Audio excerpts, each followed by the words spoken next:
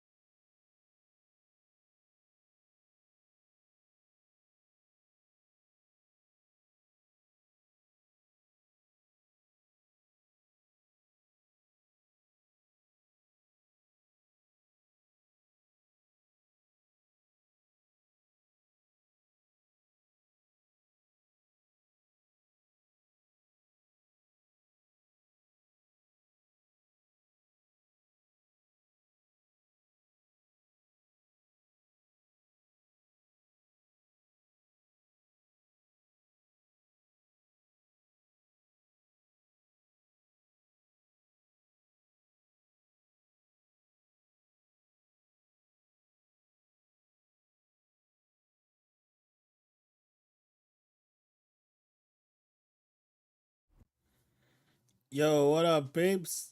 Sony should buy PalWorld. They can't afford themselves.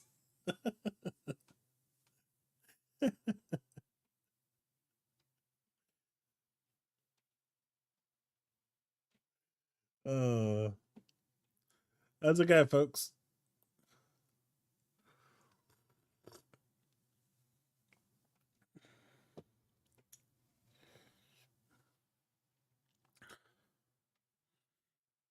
Still need to sort out some music, but it's coming. It's coming.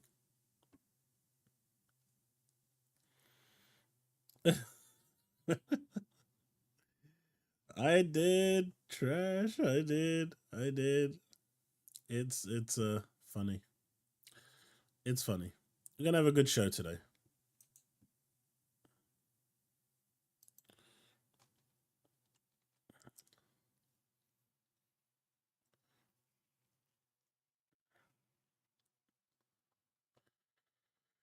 Ah, all right. I think we're in a good place to start it up.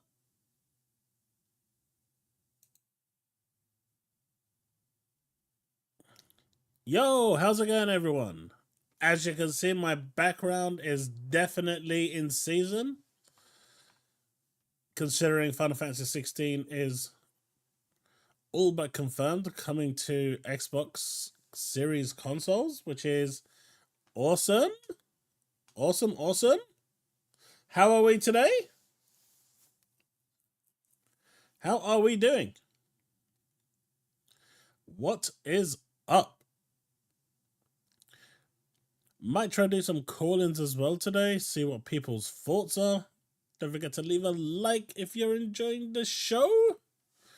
We are 140 subs away from our January goal. So if you're new to the channel or new to the stream and you do enjoy your stay, do consider leaving a like or a sub. It is appreciated.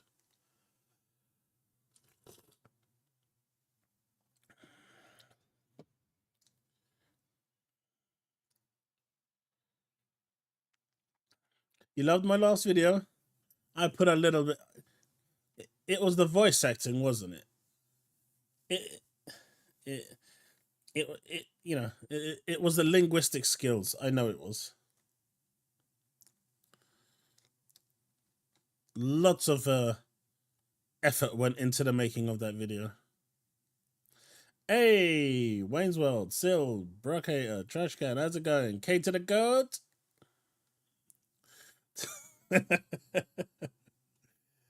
uh man, guys, I was talking to a power boss the other day, and like I read something that triggered me so bad that I immediately went and made a video. And all I can say is K to the goat. If I publish that video, forget about saying that. I'd probably get my account banned. It was brutal.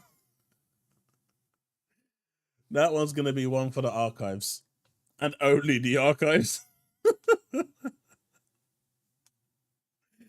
uh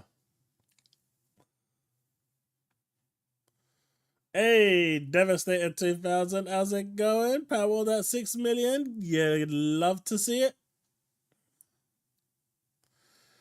I don't want Xbox, I just want PalWorld. Well, you can get it through Game Pass or you can get it on Steam. You do have options. Nah, trust me, Taz, I had that rechecked 3 times. There was no way that that being aired would end up with me not getting banned.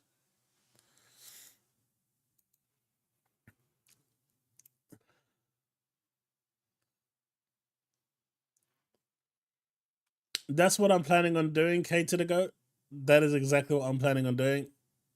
It's I just hope it doesn't go out there. But that was what I was planning on doing because it was bad. It was bad. You like it, Jamala?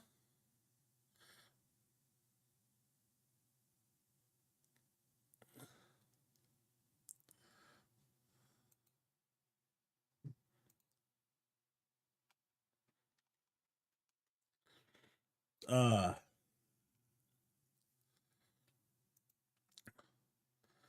ask what are you all playing, but I'm gonna guess it's PalWorld, right?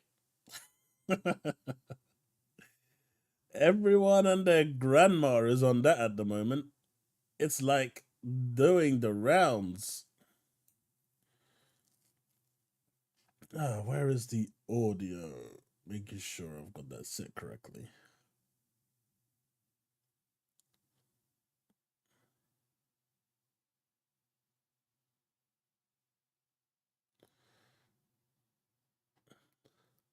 Yeah, I don't see that going to PlayStation anytime soon.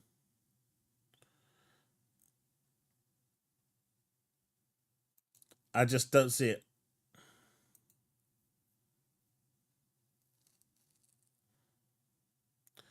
Did you see how the modder for PalWorld, the one that created the Pokemon mod, Nintendo shut him down real quick. They shut him down real quick. Yeah, Wayne, it's Xbox console exclusive and PC.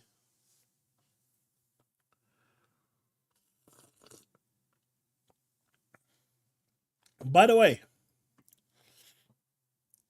just so you all know, I haven't forgotten about Gollum. It has been purchased and it is coming. Uh, I was gonna hope to do it tomorrow, but I think that might be short notice for a lot of you, so we might leave it for next Wednesday. But I also picked up. Well, I've already got it on Xbox, but I decided to pick up the PC version as well because it's had some updates of Senua Hellblade. Now I know I'm not sure of how many of you have actually played it. It's really not that long of a game. I think it's about. I mean, I should be able to get through it in 8 to 10 hours, so maybe 2 streams worth. If you guys are interested, for those that haven't played it that are looking forward to the sequel, that could be the second game that we play through. Yeah, you guys thought I was gonna back down, didn't you? I saw the amount of people that were upset with Gollum not being there. And despite my golden ticket to freedom, and despite every bit of advice and persuasion that came from Power Boss to not do it, I decided I would crumble to peer pressure.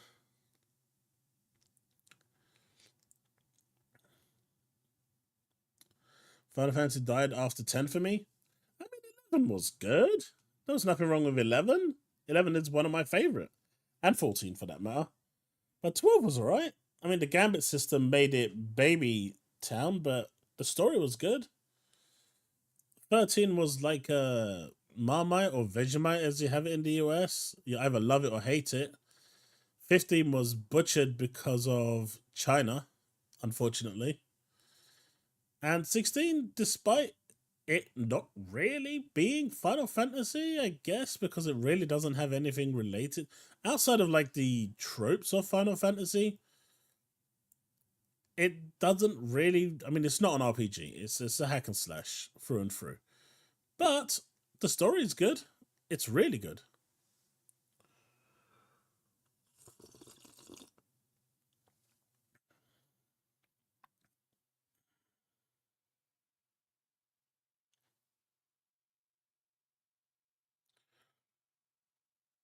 When you get to the desert, I mean, there's a lot of deserts. I, you're talking about Dalmatia, right?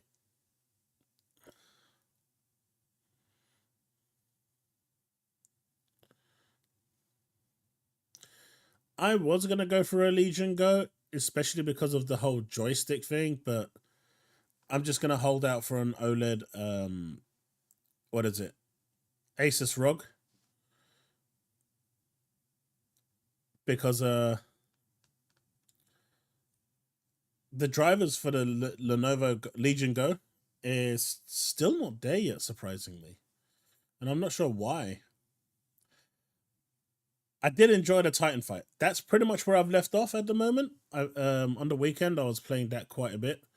Um, I wanted to finish it finally. I'm kind of jumping now between Final Fantasy 16, Starfield because that DLC is coming as well. I still need to do Yuffie's DLC because Rebirth is coming, and I need to. And I'm playing PalWorld. Trust me, between the four and having no time, it's a hell of a drug.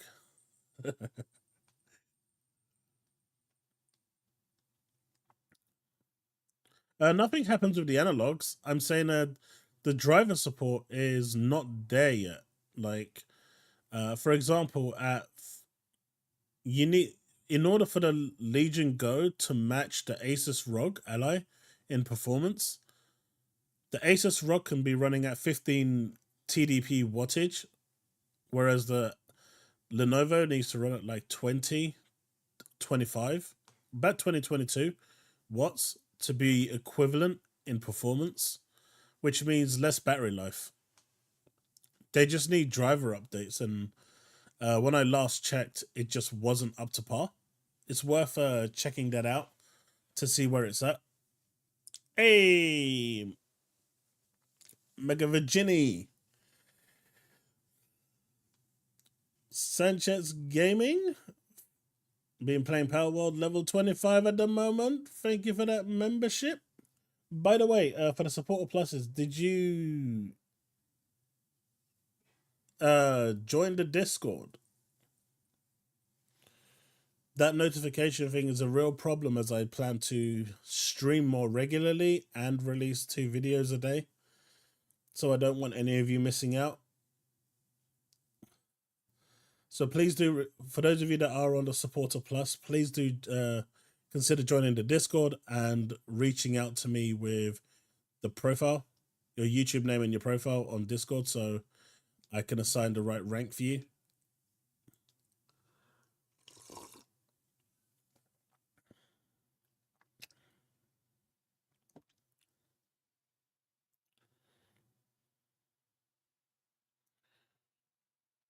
Yeah, those are the type of things I've heard, Justin, and it's been it's basically the driver support. It's just not very good at the moment. If they got the right driver support, it would be really, really good. But until then, it's got problems.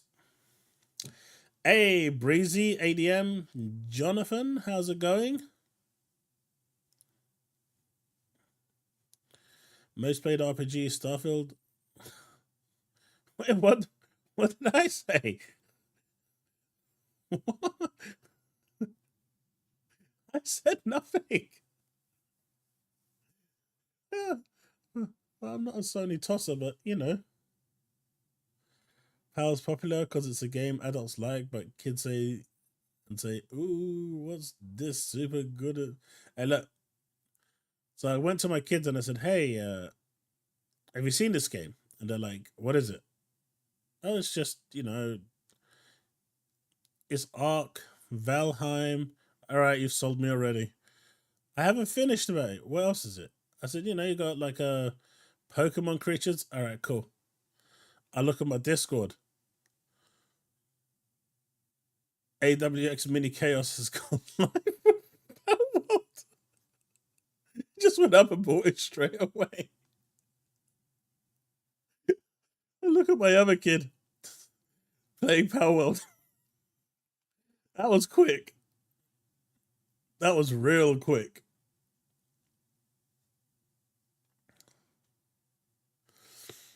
Xbox needs to throw money at PalWorld. There's to keep it off. Well, the relate that developer of Microsoft has been quite close for a long time now. The previous game that they released 4 years ago, Crytopia, something like that. I don't think that actually made it to PlayStation either. That just remained as an Xbox console exclusive. I mean, as I said in my video, Devastator, it was it they found the niche, and it worked. Craftopia, that's the one. It's still on only on Xbox, and it's the same developers. So, Craftopia is done by the same developer or publisher. So, I don't see this going over to PlayStation. They don't need to. They don't need them. And did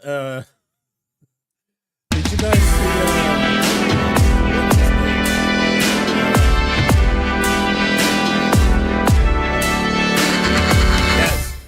see Gaz today? Hey Diablo, how's it going? Leaf Storms, Sergeant Dornan. Let me see. Let me go there. This is quite funny. Let me see if I can find it. I think it might be here. Yeah. So you see this post here, right? Our all-time peak player count has surpassed 1.7. It's actually surpassed 1.85 now. So it's number 2 on the concurrent list for Steam, as we can see here. It's actually hit number 2. That's insane, right?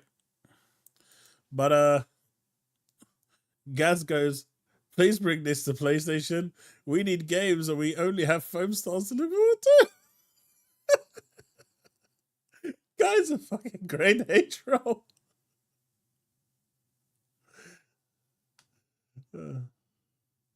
Oh, am I loud? I'm sorry. I shouldn't be too loud.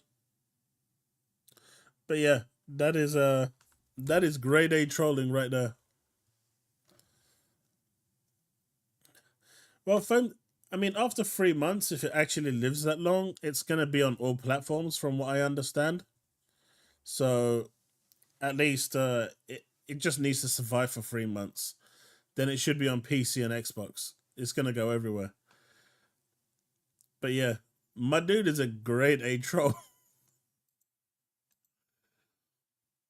Have you not seen this video from Colt Eastwood?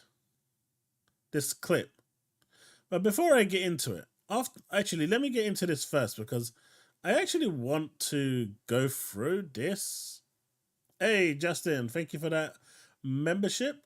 Loving your content, bud. Keep up the good work. Thank you very much.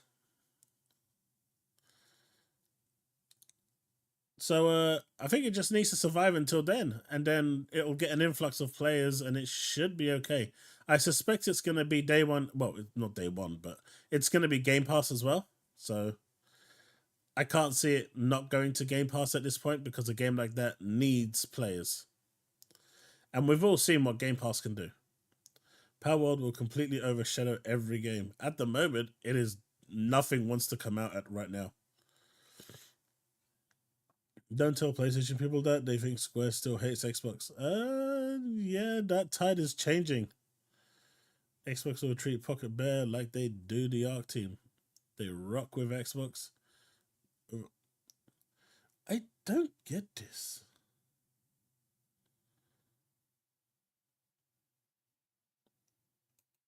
Like, why is this not live?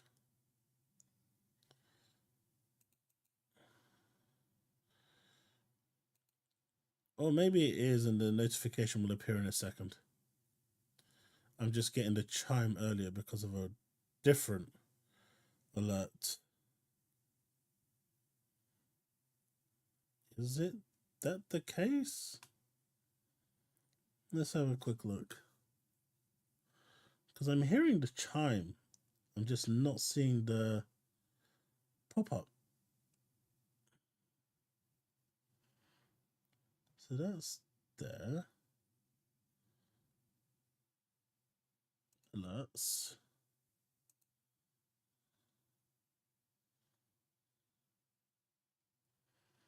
They're off.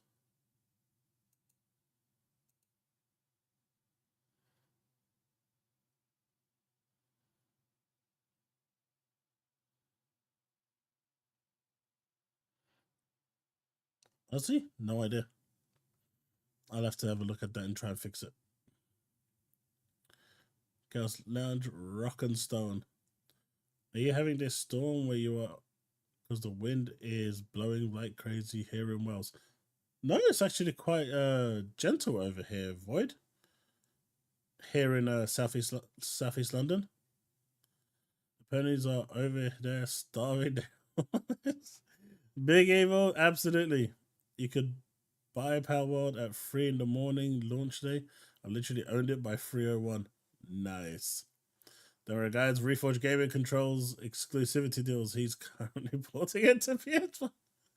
My dude came out publicly saying that he was worried, concerned after the IGN. He wasn't sure that the game would be a success. And then he turns around and goes, "Oh, I didn't say anything like that. I never said anything bad about the game." Man, that guy is a walking L train. Hey, Richard Marion with that $4.99 super sticker. Thank you so much, dude. I appreciate it.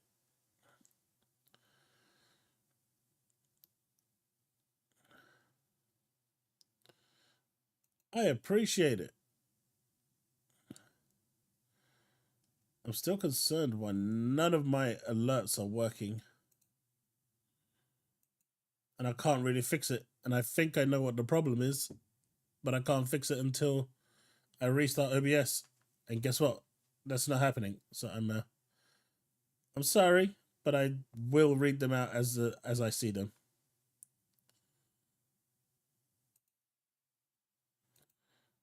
Because that should work, and it's not.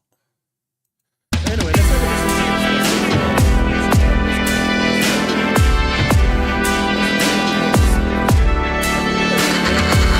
coming from, and he seems to be sending out a lot of mixed messages, right?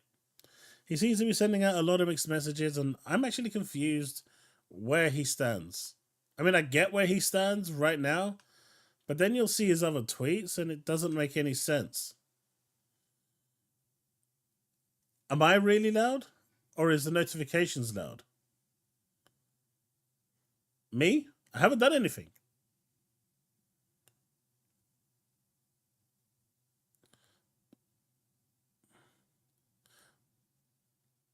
Notification. Where is that coming from? Okay, let me see if I can figure this out. Give me a second. Because there is no notification here.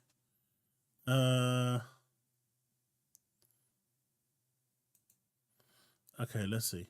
It's not that.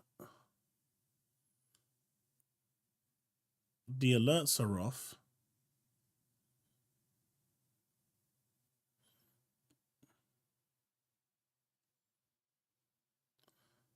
I mean, I actually don't know where that...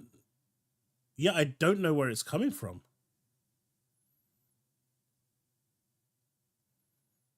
Let's see. It's not coming from there. That's off, so it's not coming from there. Let's see.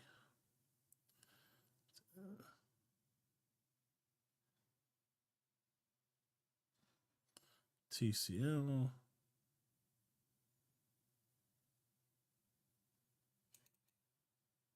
So that's that. That's that. That's that. Okay, so that's just overlays. What's this from? Okay, so that's that. Okay, so you guys are good. That's the browser. That's the browser and the game browser. So you're good. Discord audio, browser audio. Okay, I'll turn the Discord audio off for now. Camera. Maybe it's this one. Maybe it's that one. Let me see. Okay, so maybe it's that one. That's off, that's off, that's off. You don't need to be there. That's off. That's all off. These are just trackers, so they don't do anything. That's off, that's off. Discord screen can go off. That's off, that's off. Okay, so anything that could potentially, outside of one, that could make a chime should now be off. And just so I'm clear, yeah, that was really, really loud. I think I see where it is now. Anyway, I've disabled it, so someone do like a super chat for $500 and let's see if it'll actually work.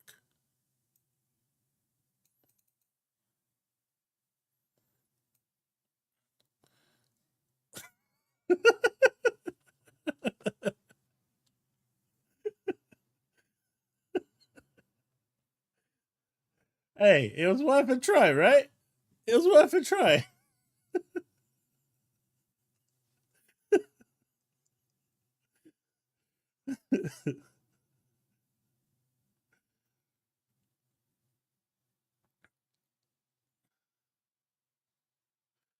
uh,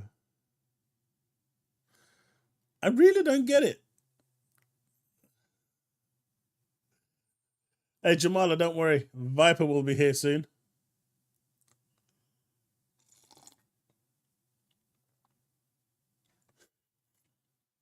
Hey, that's 199.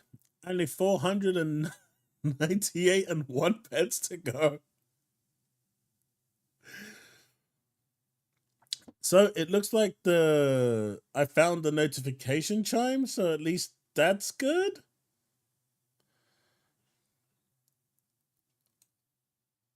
It was definitely this one over here.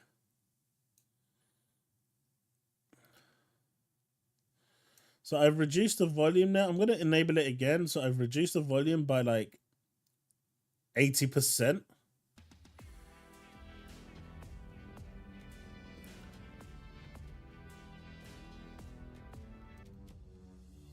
There you go. So that should be good now.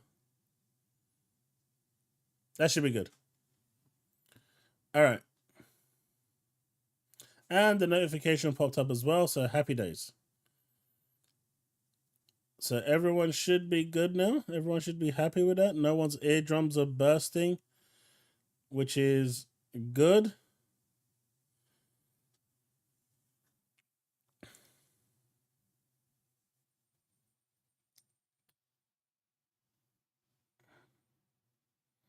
What do you mean? Go up 10% on it? There you go. It's gone up a bit more. Chat's good.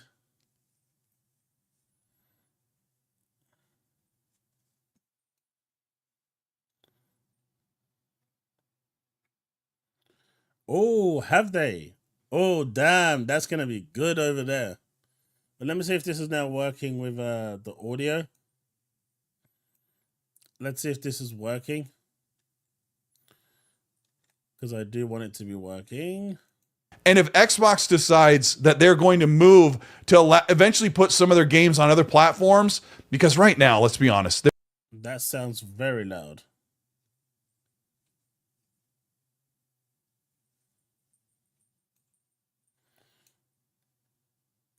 All right. That should be it. And if Xbox decides that they're going to move to eventually put some of their games on other platforms, because right now, let's be honest, they're already on TVs. They're on Samsung TVs and LGs. They're on NVIDIA NVIDIA GeForce Now. It's low. They're on cloud. They're on mobile. They're on handhelds. They're on PC. They're on the cheapest PC. They're on a $6,000 PC. The idea of we only get this because we're on Xbox console is so far gone. Now there's my speech, right? I want you to understand that I have stopped being all about that little piece of black shiny plastic for a long time. Mr. Xbox said, "Colt, you sound ridiculous." Mr. Xbox, I want to help you. I know you live and die in the weeds of the console plastic war. And anybody who says, this is going to sound really rude, and I've been there, right? Anybody who says, but I want games that... Is that better? Okay, how about this? How about this? And if Xbox decides that they're going to move to eventually put some of their games on other platforms, because right now, let's be honest, they're already on TVs. That's good? Okay, good. Now let's listen to it. I mean, you might have wanted some ASMR from Colt. I don't know. I was trying to provide a service. And if Xbox decides that they're going to move to eventually put some of their games on other platforms, because right now, let's be honest, they're already on TVs. They're on Samsung TVs and LGs. They're on NVIDIA NVIDIA GeForce Now. They're on cloud. They're on mobile. They're on handhelds. They're on PC. They're on the cheapest PC. They're on a $6,000 PC. The idea of we only get this because we're on Xbox console is so far gone. Now, there's my speech, right? I want you to understand that I have stopped being all about that little piece of black shiny plastic for a long time. Mr. Xbot said, Colt, you sound ridiculous. Mr. Xbot, I want to help you. I know you live and die in the weeds of the console plastic war. And anybody who says, this is going to sound really rude. And I've been there, right? Anybody.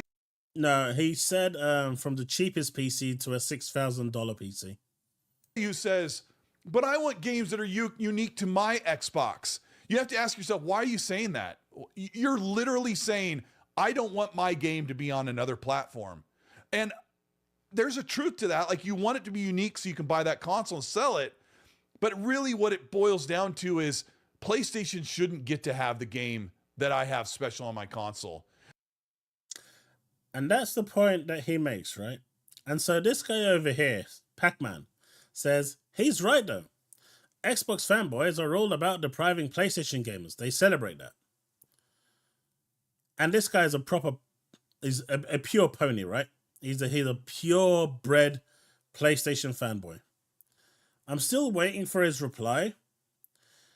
Because if you go through his profile, you'll see how much he absolutely detests any PlayStation games going to Xbox. Like, the hypocrisy from this guy is one thing. But I'm finding a lot of what he says, and I don't mean to call him out in this way, but it kind of doesn't really match.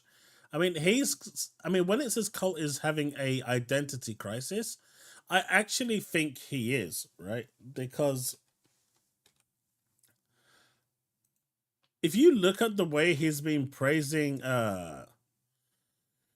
what is it? PalWorld as Xbox exclusive only. He's literally console warring. So he's console warring and then taking the high ground. And then console warring and then taking the high ground. I mean, this is literally him. How do you do this and then take the high ground? It doesn't make sense.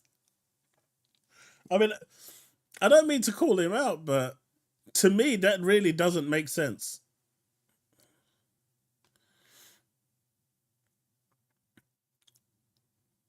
But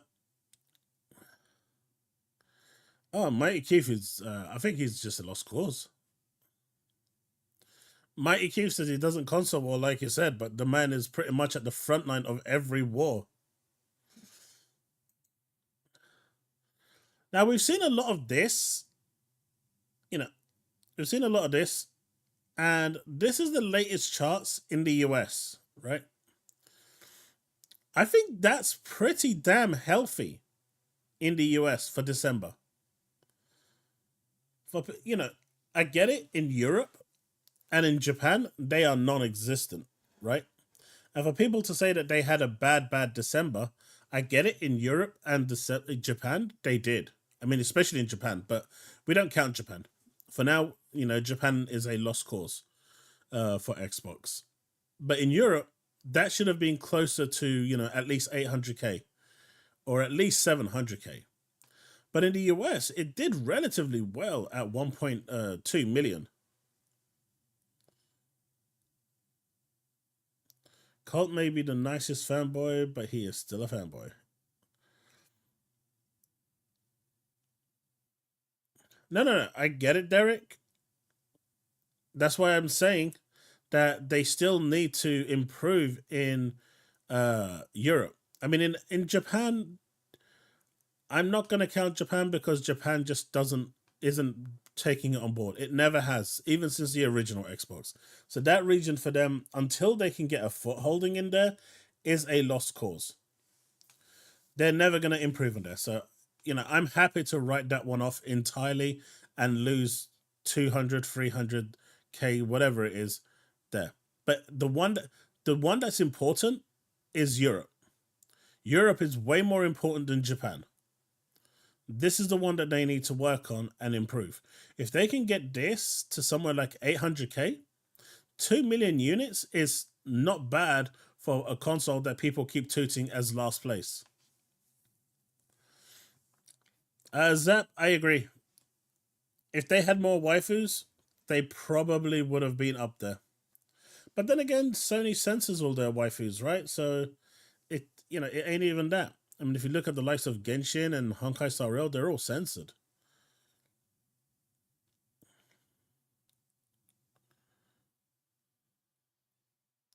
Hey, Jesse B, Ram Punch, how's it going? Goggle Poe, welcome to the stream. What numbers are bullshit estimates? These aren't estimates. These are actual. These are actual sales figures. Genesis. That is something that I was speaking to. Actually, I'm not even sure if I'm allowed to say who I was speaking to. To be fair, it was in confidence. So let's just say I was speaking to someone, and that was one of the things that I actually raised with them, and I said, like, as someone who lives in the UK, I don't see any advertising of Xbox at all in the UK. We just don't see it. Now, just today, while I was watching a rerun episode of Kitchen Nightmares, during the break, there was a computer exchange ad, and it showed it was like a Star Wars makeshift ad, and it had, like, instead of the walker, it had the PlayStation 1 as the walker, and then the PS5 controller floating around as the X-Wing. And, it's great advertising for Sony, but you don't see any of that for Xbox at all. They just need to be more aware. In the US, I guess they don't really need to advertise as much because it's it's a US based console and they're kind of leaning into that heritage. But outside of the US, they kind of do need to advertise. They need to let people, make them aware of what Xbox is and where they stand and what it can offer. And they don't do that. They do a really bad job. And they really need to improve that. But it does show that, consider as long as there's awareness, they are actually doing okay. They just need to improve in Europe. And, maybe over the next 5 years, they could, work on Japan. Let's see what PalWorld will do for Japan. It'll be interesting. But right now, I think their focus should be Europe. It still sells because they were producing them a full year ahead of... Yeah. Yeah, CEX. Or SEX, as they like to call it. If they're still selling PS4s, that's probably holding the PlayStation 5 back. So even if they come out with the PS5 Pro, it won't make no difference. Well, Green Goblin, that is a good point you mentioned. I'm still seeing games being ported to Xbox One and PS4 Pro. It is still happening, and as long as that happens, the PS5 Pro is a waste of money. It will never be utilized. Because if a game is being ported all the way down to the Xbox One and PS4 base, it's going to be tragic. Right? It is. We saw this with Horizon Forbidden West, Horizon Zero Dawn. There were certain things that they wanted to do with Forbidden West, but the PS4 didn't allow for it. The PS4 Pro would have made some things possible, but because of the PS4, they just couldn't do it.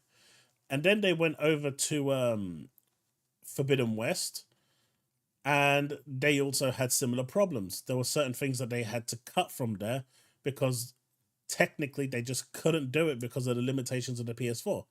And honestly, I know there's a lot of people on the previous gens, but this notion that you have to cater for them when a new generation comes out, I think, it might be selfish of me. It might be, some people might take this the wrong way, but I think if you're selling a next generation console and people are buying your next generation console, you should be catering for those people.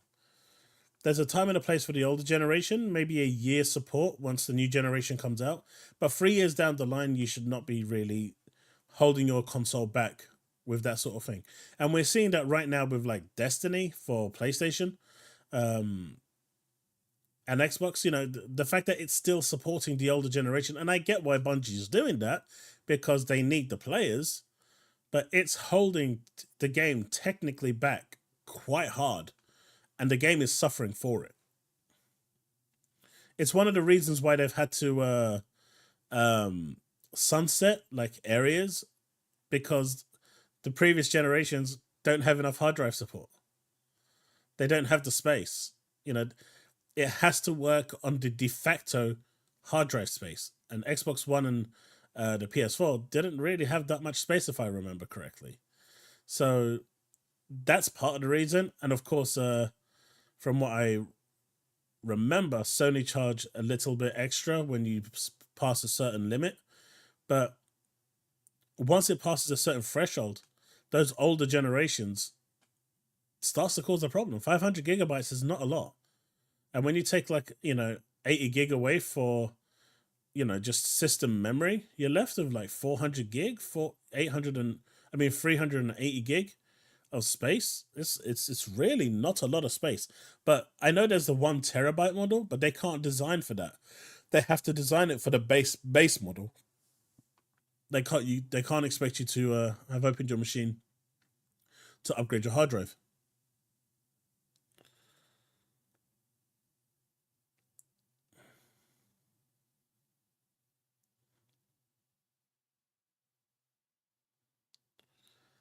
See, Derek, I see where Microsoft is going. Microsoft has already pivoted to a cloud-only future. But they also know it's going to take about 10, 15 years to get there. I've always said this. So this isn't something I'm saying now, so a lot of people in the chat should probably be aware of what I'm saying. But it's something that they've been pivoting for a while, and that's why they're buying these publishers. So when that cloud dominant future arrives, which is what they're banking on, and if it doesn't arrive, it's going to be a bit of egg on their face, but they are banking on the future being very, very dominated by cloud gaming. And for the most part, I've been playing cloud gaming for the last 2 years. It's been great. At the start, I had a few hiccups, but even like halfway through Stadia's lifetime, Stadia still today was the best, technically hardware-wise, to provide a service for cloud. But GeForce Now is like the dominant one going forward, and they're doing really well since Stadia went away. But that's what they're banking on. And in 10, 15 years' time, they're going to turn around to NVIDIA and say, right, we're taking our games back. Our obligation to you is gone. Their contract with Ubisoft is going to end, where they control Xbox's xCloud, because it was only for 15 years. So that's going to be gone. And then they're going to take all of that back in. And at that point, they're going to turn around to the rest of the world and say, right, if you want Activision Blizzard games, if you want Bethesda games, and whoever else they buy, be it Sega, Capcom, whoever, they're just going to say, if you want to play those games, you come to xCloud to play it on the cloud. Or you come to Xbox and PC. That's it. There will be no other option. That's the future Microsoft is looking at. But that's a long game. Right now, they're building Game Pass subscriptions.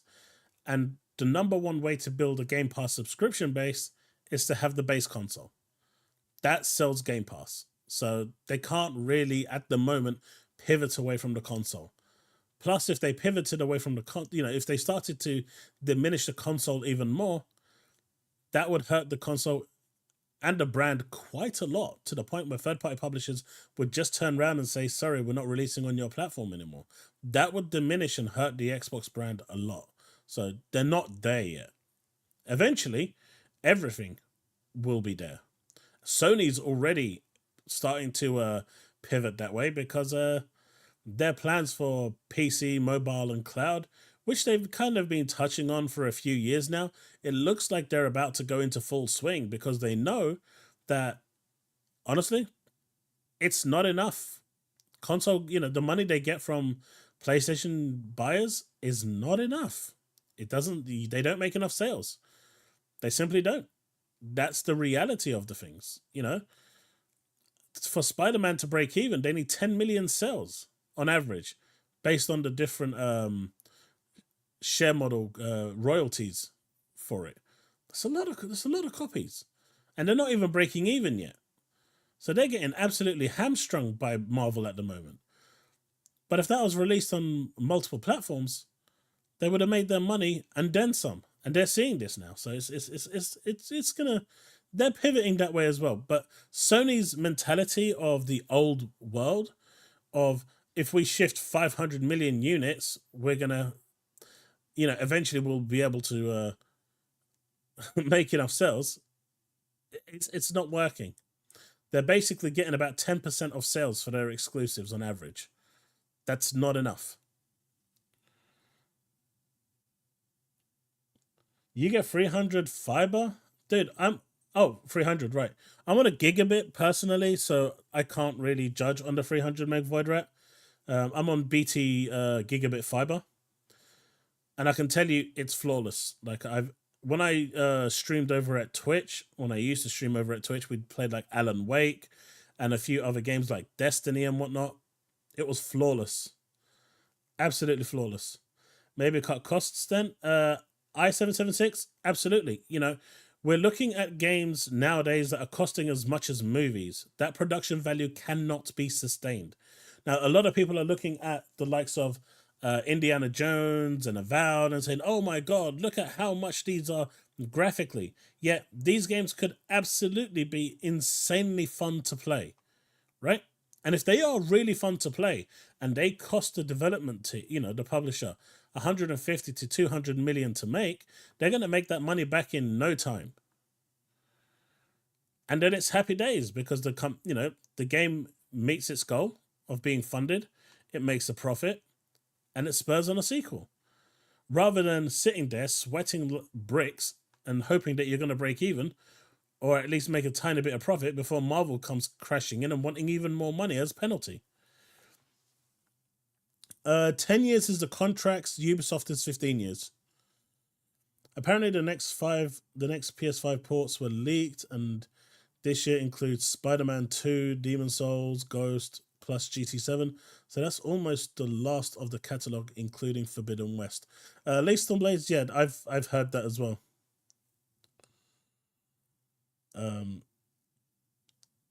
Yeah, Void. I'm not saying it's cheap. I think it's like £50 a month over here. I'm not sure how much it would be for you. But they did have deals during like Black Friday where you could get it for like £25 a month. So that was always a good deal to try and pick up. But I get it, dude. I get it. But yeah, Leaf. Eventually, Sony is going to go day and date with PC. They're not there yet, and I don't think they're going to be there this generation. But next generation, I can see them actually getting to that point, because they haven't even covered their R&D costs for the PS5 Slim. If Sony didn't pull this bullshit they did when Microsoft bought the one company, Sony PlayStation would probably get their repeat contract. But now it's done and gone. Once the contract ends, Sony will be effed. I mean, they have to pay. There's no two ways about it. The FTC tried to get them Call of Duty for free, and that's not working. The FTC tried hard to get Call of Duty on PlayStation for free. That did not work. How did I make money back on a game that is on a service? Game Pass brings in a lot of money. Like a lot of money. And the idea is that it's supposed to increase the subscriptions. So as I was trolling one guy on social media, we know for a fact, because it's been disclosed by Phil, that the upkeep for a year for Game Pass is $1 billion. And in 2022, with 25 million subscriptions, they were making $3 billion in revenue. So that would mean, if you take the cost away from the total revenue, that leaves you with $2 billion. Now, of course, there may be hidden costs there as well that we don't know about. So I'm not, going to fully say it's $2 billion. But since then, they've grown to about 40 million subs right now with the whole Game Pass core, PC, and whatnot, as we have seen. So it isn't too much of an expectation to assume that that's now gone to 4 billion. So if the cost has remained at 1 billion, that's still 3 billion in profit. That's a lot of money to, think. On top of that, it's going day and day on PC. So they're getting that subscription money, which is constant revenue. Sure, the subscriptions will go up and down, up and down. That's natural. But that's constant revenue coming in, and companies love that because it's guaranteed revenue. Well, not guaranteed, but it's sustained revenue. But then you go to PC, and you're double dipping in PC. But then there's also people on Xbox who absolutely do not like Game Pass. They don't want to rent. They will try the game on Game Pass via the subscription. So they'll pay for Game Pass Ultimate. They will try it, but they will not stick to Game Pass and they will buy it physically. And there's a lot of people like that. I at least know 3 or 4 in the chat right now that are exactly like that. And that's just from a small sample of like 90 people watching me that I know in the chat right now. So not only are they double dipping on subscriptions, you've got the early access as well that they are double dipping with. So yes, it's going to be day one on Game Pass like Starfield was on September the 6th. But hey, if you want to play it on September the 1st, you got to pay $30. And guess what? Everyone paid $30 to play it. Well, most people did anyway.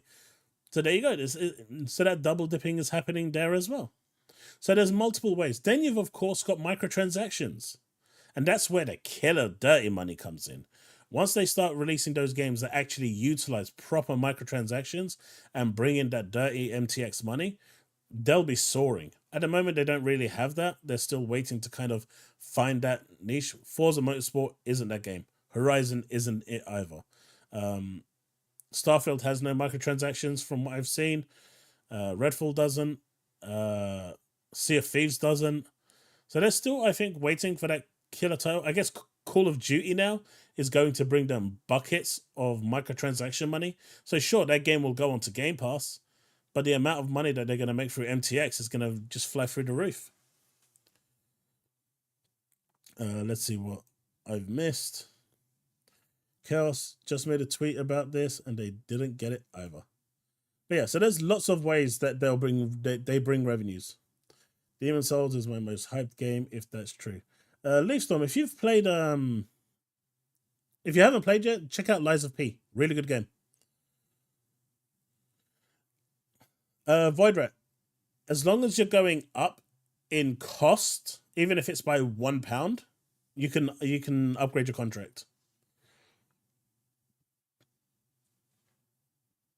Starfield sold well on Steam because of unfiltered mod support. There is no question you won't get mods like that on Game Pass often.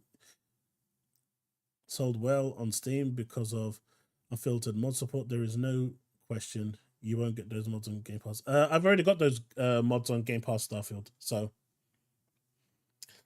that's not true, Derek. I'm already using a ton of mods on my well, I was using a ton of mods. I've disabled a couple now because they're part of the actual game. They've implemented them into the update. But I've been using mods on my Game Pass Starfield for ages. And I've actually bought the collector's edition. So I have actually bought the game.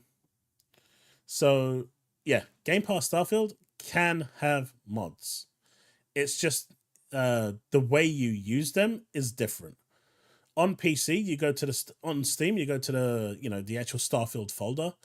On Game Pass, you need to put them inside the content folder. But that's really the only difference. The only thing that doesn't work right now, I don't think, is the script enabler. But last I heard, which was about a month ago, they were working on porting it to getting it to work, and they were close. But you know what? Once the creation kit is actually up and running, it won't even matter because everything will run through there and it will be happy days. And then every Xbox, Game Pass PC and thing will have pretty much identical. But mods are available. I've been using mods like Star UI, mods to just fix some of the textures and whatnot. I've been using all of those since launch. No problems at all. Taping it, how many are playing Telu on Steam? Less than 1,000 playing it in the world at all times. It's a one and done game though, right? Derek? Okay, so Game Pass right now has 33 million subs with Xbox Game Pass and Xbox Game Pass Core. The PC Game Pass is not included. Now in 2022, that Game Pass number was, and that basically brings you to 34 million. That is statistically proven. It's all over the internet. You can go Google it. PC Game Pass in that number, however, is not included. In 2022, that number was at 15 million for PC. So I'm going to be hyper generous and say 5 million people said, screw you, Xbox. I'm going home. And so we've reduced it down to 10 million. That still gives you over 40 million. Even if we took, a few more million off it and knocked it down to 40 million, it's still giving you 40 million. I know you're looking at Nib and his fake bullshit statistics, but that guy is full of shit. And he can't add maths at all. So, the proof, the stats are out there. I wouldn't listen to Nib. He likes to write a long essay and try to look all intellectual, but that's as far as it goes. It's way past 25 million. Way past 25 million.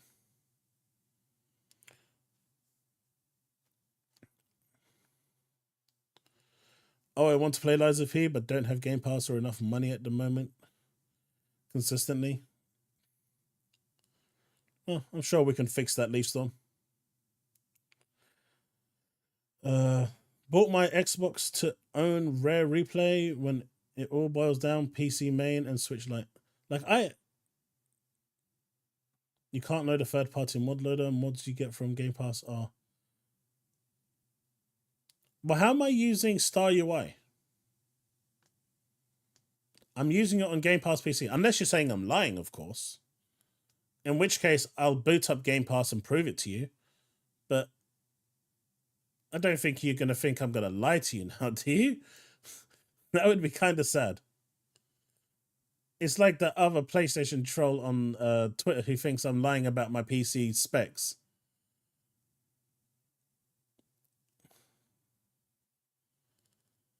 That's a good question, Derek. That's a good question. Why we have to play gymnastics with it is even a mystery to me. Because this insistence with Microsoft in not revealing numbers is rather annoying. It's actually one of my biggest gripes with Microsoft because people like stats, people like statistics. So why the hell don't they do it? Especially when it's quite healthy? Who knows? I really can't answer that question because it pisses me off to no end as well.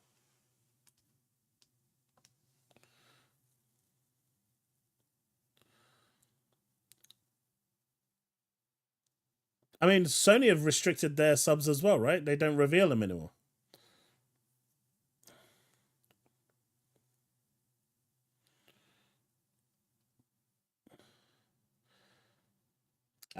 No.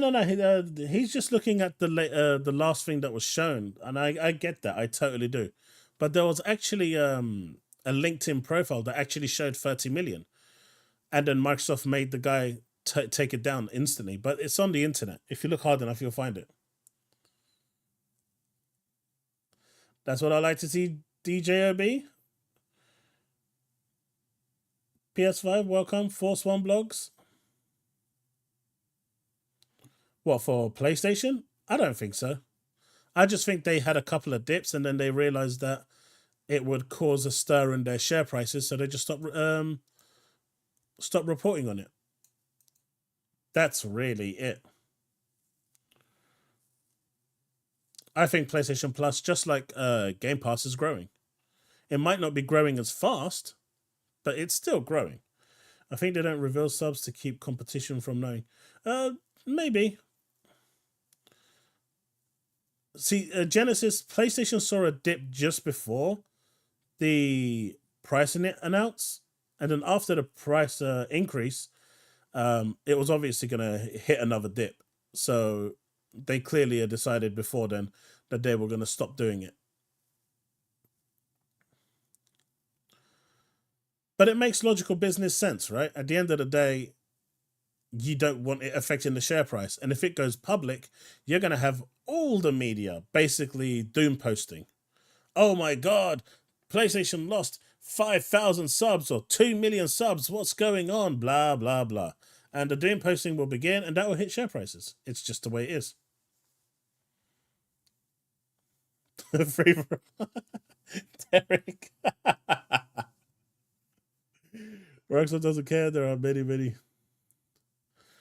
But there's that other notion that where people say Microsoft need that PlayStation money. They don't. They really don't.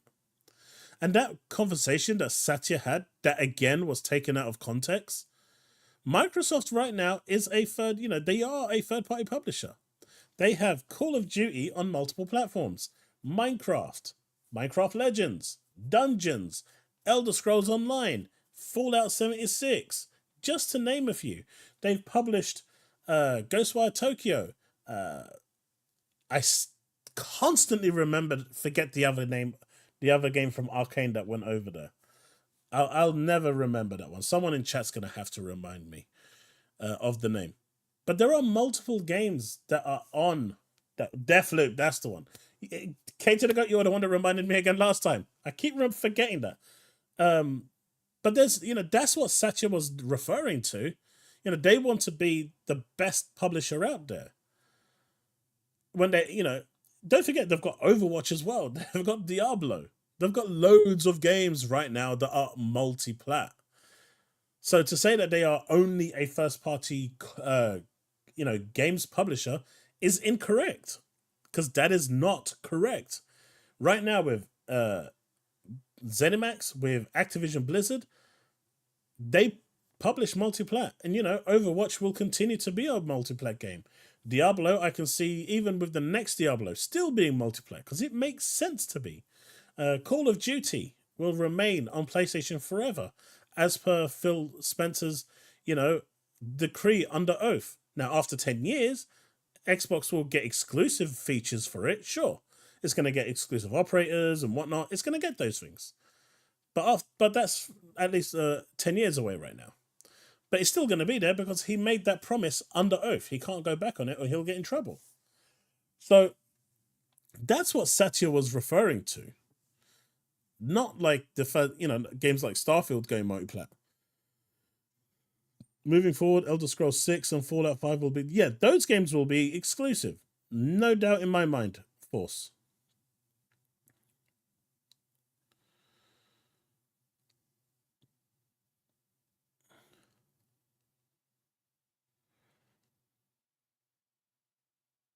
But let's be clear, Xbox are third party via purchases. Unlike Sony, they've never taken a game from Xbox players and put it on other platforms. I mean, one of the games that I'm really disappointed that Sony decided to cancel was Sunset Overdrive. Now, Microsoft has actually a clause with Insomniac where if they re-release the game, release a sequel, or do anything with Sunset Overdrive, it has to be on Xbox. And Insomniac wanted to make Sunset Overdrive 2. If you haven't played that game, it's really, really good. You should go check it out. But that's the reason why it got cancelled, because Sony didn't want it on Xbox. Now, if you ask me, that's, just do it. What harm would have come if that game was made for both platforms? None at all. None at all. Hey, we're looking at our King Fresh S-Class Prophet over here. I love how his estimate, this guy is completely butthurt about PalWorld. Like, he absolutely hates it. Like, he's saying Sony is paying 12% per unit. I mean, the guy doesn't even know his maths for the royalties for Spider-Man. They're paying up to 50% per unit in royalties. That is why they are getting screwed anally right now with Spider-Man 2. They need to sell like 10 million units. And, it's not going well. That Marvel contract is absolutely disgusting. And they still decided to get into bed with them. That's mental. But, yeah, this isn't the hill that, King Fresh wants to die on. because he's absolutely on the road. Then again, what do you expect from a guy that turns around and says concurrent users is the equivalent of how many people there are playing the game in total, the total players?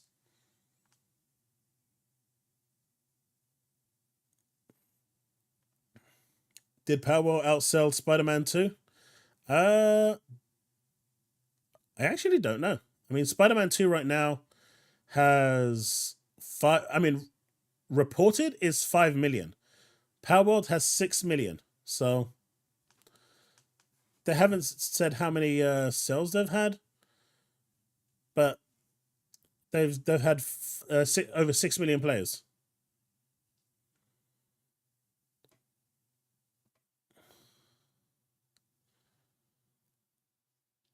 So I think it probably did. The biggest problem Spider-Man has right now is when you go to websites like Computer Exchange or you go to the store, the number of secondhand copies that they are selling in the store right now is astronomical. And this hurts Sony so bad. And I know this, there is this whole physical push to preserve physical, but it hurts Sony and Microsoft enormously when you see these secondhand stores, because Microsoft and Sony get none of that money. There's a reason why PC gaming went digital, and there's a reason why Microsoft is pushing digital really hard, because they want to get rid of those secondhand games, because they don't get any of that. The Computer Exchange that I went into had over 60 copies of Spider-Man 2 in the first weekend. And they were selling on average around 10 to 15 copies a day of the secondhand game, because I think they were selling it for like 20-25% cheaper than it was at retail.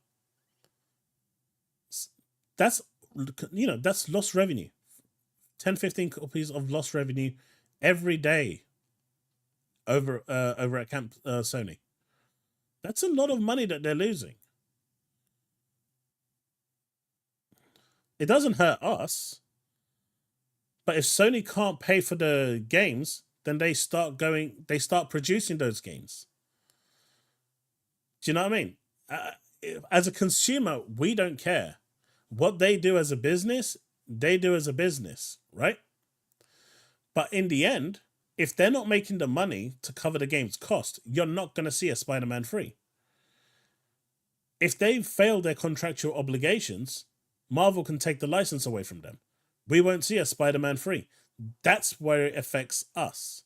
So them actually covering their cost is really important. But the secondhand industry really is hurting them. Have you seen the other game, Craftopia? Because it's on Xbox too. I have Leaf Storm. 6 million is not counting Xbox, correct? Because Microsoft, again, doesn't reveal numbers. Hey, Josh Wallace, how you doing, my dude? PalWorld is dope. Did the first boss fight, but now I am just focusing on building up my base before I die to another boss. Nice. The Marvel contract is corporate slavery, and Sony wants to make themselves look good by... I mean, look. I get that. Big Evil, 100%. And, PlayStation fans expect a certain quality of games right now, and they get that. But the fans also need to buy the games. The amount of people that buy their first-party games is very small. They don't sell enough. And Jim Ryan has said this many, many times. Many times. Right? He said this many times, where they just don't sell enough and it's not enough money to cover the cost. That's why they rely on games like Call of Duty and the marketing deals to actually bring that money in. There's no real way to sugarcoat it. Spider-Man belongs to Marvel. What are you on about, Lewis? Sony only owned the movie rights, not the game rights.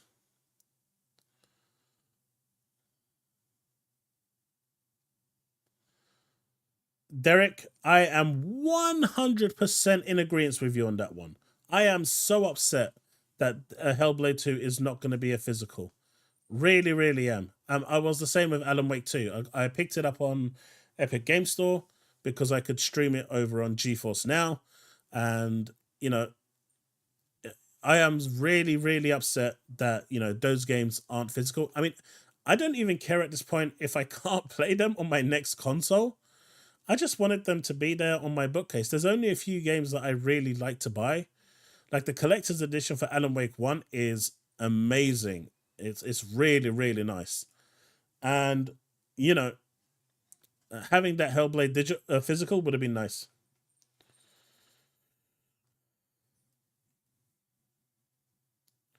I got downvoted on Reddit for saying that about Jim and Sean. No, but Jim was quite open with this stuff, right? Has anyone seen this? There's been a newer showcase. Now I do have a video over here which we're going to get to later if you guys want to check that out, but there's a new like 20-minute showcase, but I'll show this over here, and if you like what you see here, we can check out the deeper dive later on in the video. And let me know what you think, because this actually shows a different angle to Avowed that they didn't show at the Developer Direct, which is... Is this something you could even, like, miss? Is this an optional area or something you're definitely going to hit? It's absolutely missable. You know, discoverability and letting players be the authors of their own experience is obviously very important to us. So the content you're seeing here, the quests you're encountering, the little stories and nuggets of adventures you're finding, that's really for players who go out and seek it out. So exploration gets rewarded, of course, and this is, from my understanding, a side quest too. So it's definitely something you can stumble on, decide to partake in or not.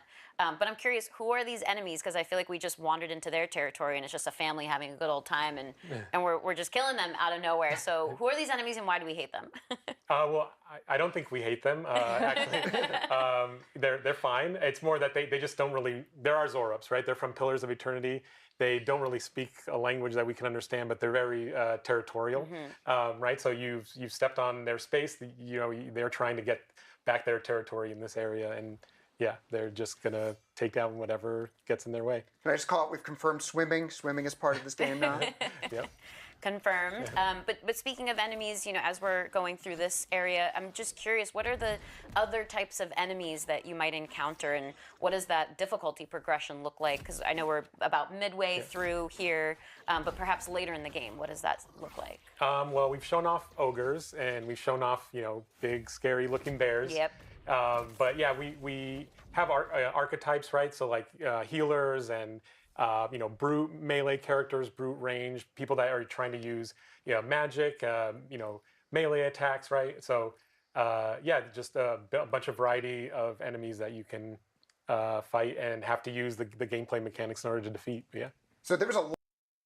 And this is alpha footage, right? This isn't even like beta footage. That's alpha footage. And I thought, you know, this is the type of thing we wanted to see. Yeah, it says alpha on the screen. And this is the type of thing that I thought we wanted to see at the Developers Direct. This was the sort of gameplay. What is Derek saying? What is he saying? What is my dude Derek saying? Relying on profits of third-party multi-platform game is where they went wrong. Whoever let them make that decision should have been retired. I mean, if you look at PlayStation 1 and 2, they built their whole foundation on third-party games. PlayStation 3 was pretty much the same. It was when they started to really push their first party. You know, they relied on the Final Fantasy franchises and the Metal Gear Solid franchises. You know, what set them apart and made them become industry leaders at the time was their third-party games. And it looks like now, especially now in 2024 and 2025, they're trying to go back to that. And, you know, it's a thing. But this Avowed looks really, really good. So we actually have confirmation on what this was. Do you remember the S-Class gamer was out and about laughing at Starfield being pulled off the shelves, being sold for 3 cents? Do you know why that was? Because we actually have context now. So the context of this all is quite simple, right? The game's Starfield will be on the shelves forevermore. But it's the premium package, premium upgrade that they're bringing back in. They're saying to bring that back in because all it was is a code inside there, and that's it. There was no disc in the premium package. So Microsoft is telling them that they want the upgrade pack to be returned back to Microsoft because there's no real reason for it to exist in the shop. And that's why they're saying if staff members want it, they can have it for a measly 3 cents. They can put it through the system, but don't send it out to the public anymore. Just return it. That's it. It wasn't about Starfield actually coming off the shelves. But, you know, the S-Class gamer decided that this was going to be the hill that he would die on and once again look like an absolute tool. But again, I go back. What do you expect from a guy that not once, but twice confirms that concurrent users are the same as total users?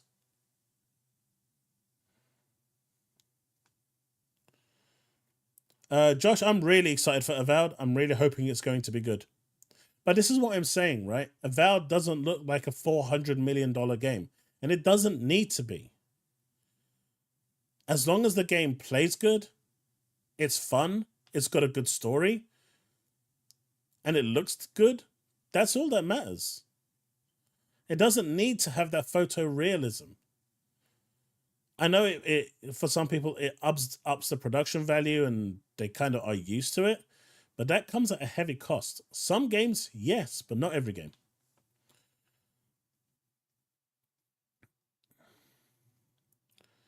Avowed is basically going to be my type of game, and the art style looks beautiful. I like it. I really do.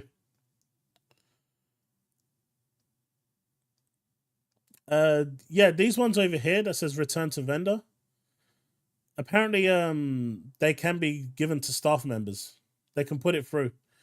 So Microsoft basically said, you know, for the staff members in the shops who have been helping shift the copies, here you go. Here's a little, if you have Starfield, here's this. I mean, it's not going to break the bank for them, right? This is how Sony fanbase works. They say a lot. I mean, there's a lot of things that they jump on the bandwagon on, and, you know, it's weird. It's really weird. I find it so weird how much. I mean, okay, look. I know there's some PlayStation fans in the chat right now, and I know there's a lot of Xbox fans. Now, I'm going to ask, especially the PlayStation fans, or the ones that are kind of balanced or leaning towards the PlayStation side. Here is the question I'm going to ask you, and I want an honest answer, right? And I am genuinely asking a simple question here, and I would really like an honest answer. Is Starfield a live service game? Is Hellblade a live service game? Is a game on game just because a game is on Game Pass, like Lies of P, a live service game? That is my question.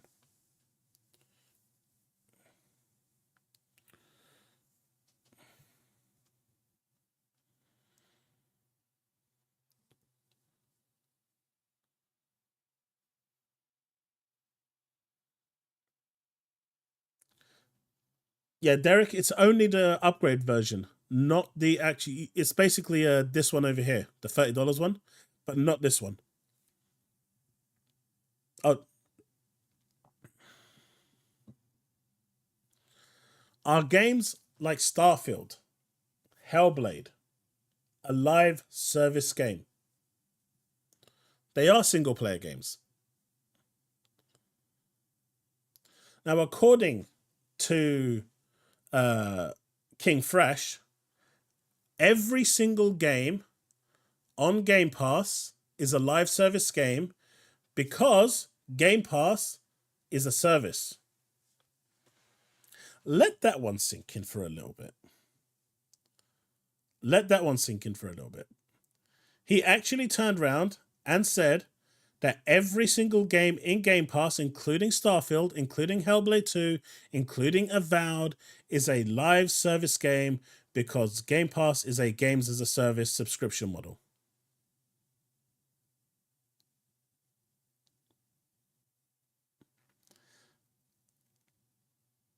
And his whole community turned around and was agreeing with him. I was like, I'm actually dumber. I've actually become dumber listening to this. I mean, even Gaz, that was on his podcast, turned around and was speechless at how stupid he sounded.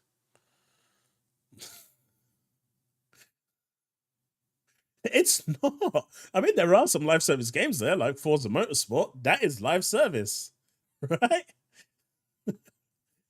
Halo Infinite multiplayer is a live service. There's live service games there, but to say that,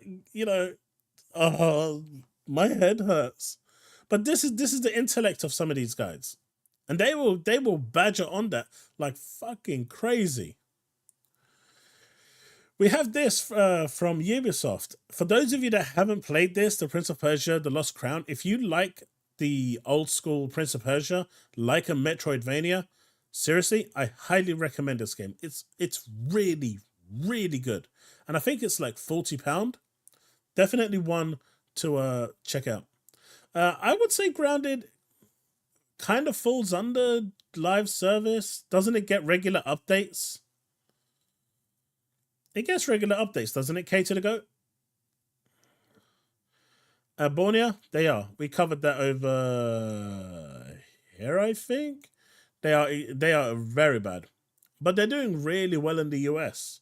So if they kind of do leave the people that they're focused on in Japan to deal with growing Japan over the next 3-4 years, then what they want to focus on is Europe.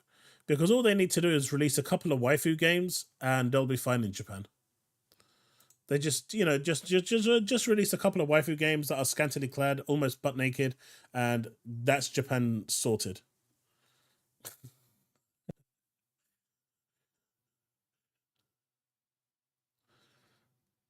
They're not really focused on Japan. I mean, they need to grow Japan, right? But EU is really weird. I don't understand why they're not doing anything in EU.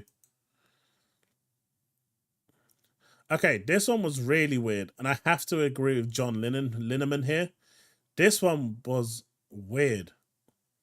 Like, I was like, why, what, why, what?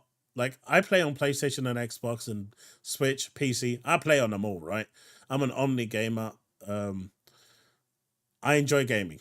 I don't limit myself to one platform. I like gaming everywhere. Wherever there's a good game, I like to play it.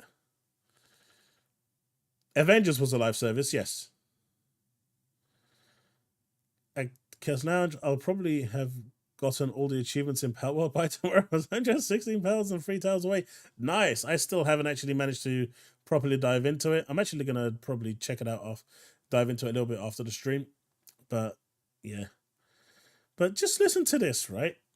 Like, this blew my mind.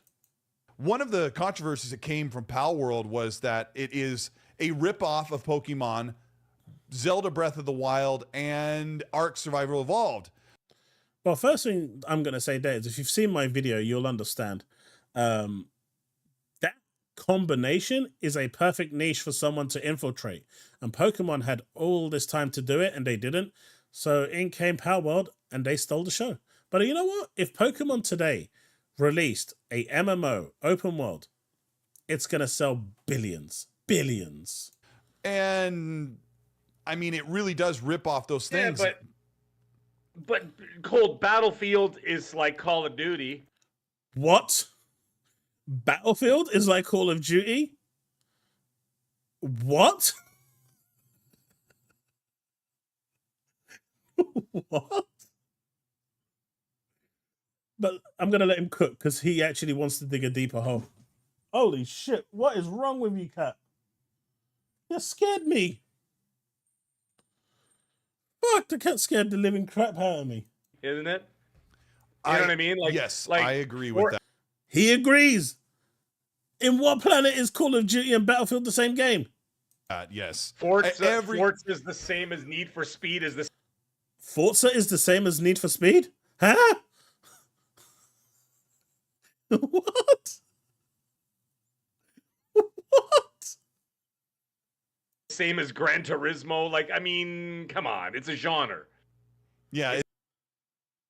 Hey guys, Doom is the same as you know, Riddick. It's not ripping off. Sorry, go ahead. I mean, there is a lot of like blatant Pokemon type. That's like, there is no way on this planet that Call of Duty is the same as Battlefield. They cater for a different set of players.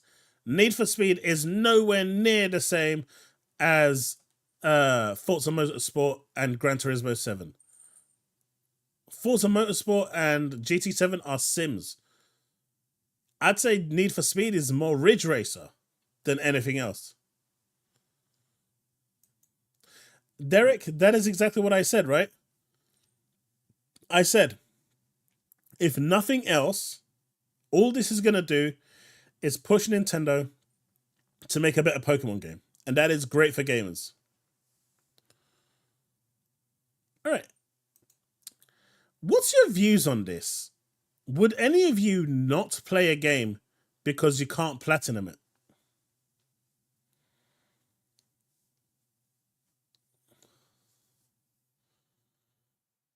If a game has the same genre, doesn't mean they're copying other games. Exactly. Doom is the same as Bugsnax? Love to see it. Bugsnax is first person as well, so yeah. That's essentially what they're saying. It's the same genre, right? That makes no sense. But this guy, I thought this was a really, really weird take. And I know people like this exist, but if you are in the chat and you actually agree with what Only Good Games is saying, and I've got no qualms in it, I just want to know what the thought mentality is that you would miss playing a good game because you can't get a full trophy on it. I mean, I've never cared for achievements, personally. I think there's only like 3 games that I've actually platinumed or full achievemented.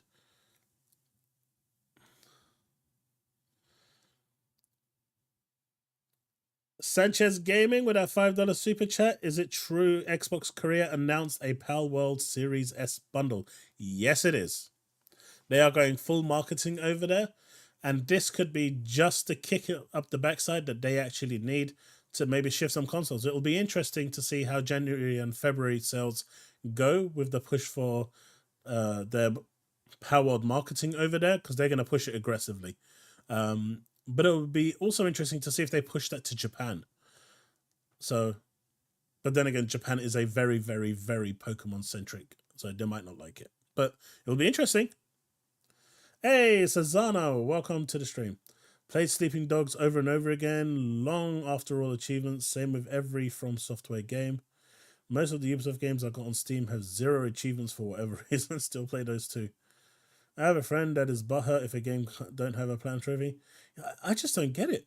No, I get being butthurt if it doesn't have it, or if you can't get it, but would he not play it? This guy over here is saying that he will not play the game if he cannot get a platinum trophy.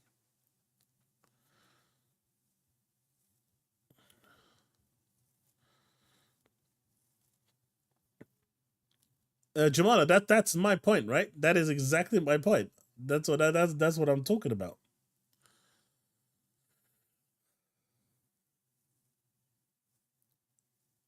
It's just weird to me. I don't know what to give a fuck.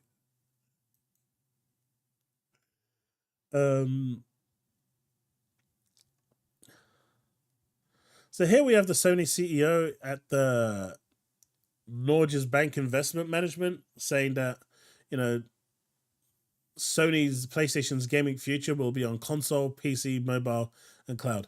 Now, I've seen a bunch of websites now saying that it's going to go to Xbox as well. They're not saying that. I've not seen a single notion from Sony saying anything is coming to Xbox outside of the ones that they're kind of forced to. But hey, Marathon is coming to Xbox, right? Day and date, so there's always that. But it's going to be interesting to see how Sony's pivot to mobile and PC, and their push for actual cloud is going to go. I know they've got the premium, but it'll be interesting to see how they start pushing that because they need more money.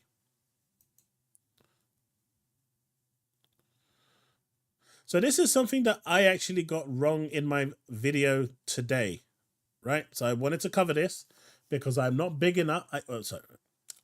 I'm big enough to admit where I've gone wrong, right? So this dumbass over here decided that he's going to post this saying that Xbox players were basically sending death threats over to the community team. They confirmed that no death threats came from Xbox, PlayStation, or PC. And that's the only thing I saw at the time because it was 3 hours. You can see there's like a good 2-hour gap. So that's all they posted. And hence I did my whole thing on my video when I started going like this. Because the only thing that they missed out was, of course, the Nintendo Switch. But they have further clarified that now. Sorry, I got too close to the mic. With Nintendo fans, Ouya fans, Sega fans, Valve fans, Atari fans, and whatever. So actually, whoever sent them those death threats, God knows who it was. They're probably just referring to them as the toxic community like I do. But, I got that wrong. Hands up.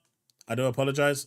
I just went on the information at the time, which was this one. And as you can see, there is a clear time discrepancy between it. So sorry for that piece of misinformation.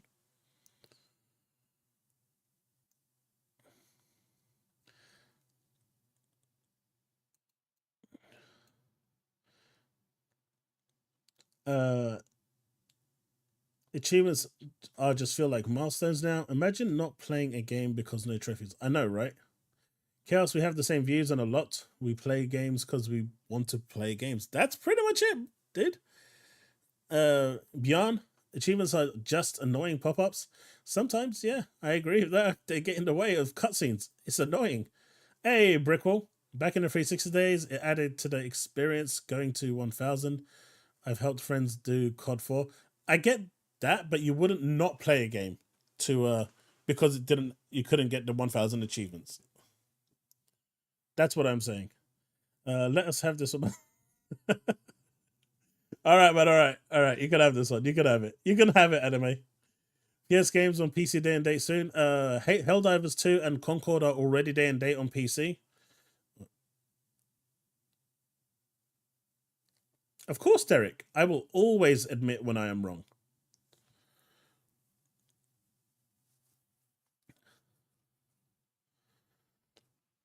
I mean, most people who are here will pretty much tell you the same thing. If I'm wrong, and I've seen something that has thing, I think a few streams ago I made a video about Paris, and the clip that I saw was really taken out of context. And when I said the full video was sent to me to watch, and so I did. And during that stream, I also apologized to about that, and I also put a mention in my follow-up video that the next video that I made, just mentioning it there as well. That's just how I am. If I'm wrong, I'm wrong. Simple as. If I've got it wrong, I've got it wrong, and I'll say that I've got it wrong and move on. Would note you can earn money with Game Pass and Microsoft Rewards. Achievements matter a little more with their stuffs if you're doing that. I get that, Susanna, but you still wouldn't not play a game because you can't get platinum or 1000 points. Yoshida said on his X, keep that same energy. Did he?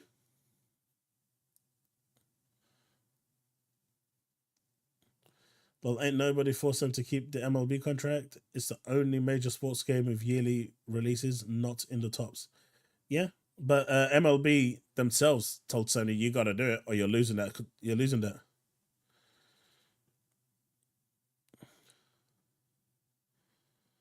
PalWorld. What they said? PalWorld is going. Yeah, Taz, go find that link from Yoshida and post it in chat for me, or post it on Discord. You were wrong and admitted it. Lost to something.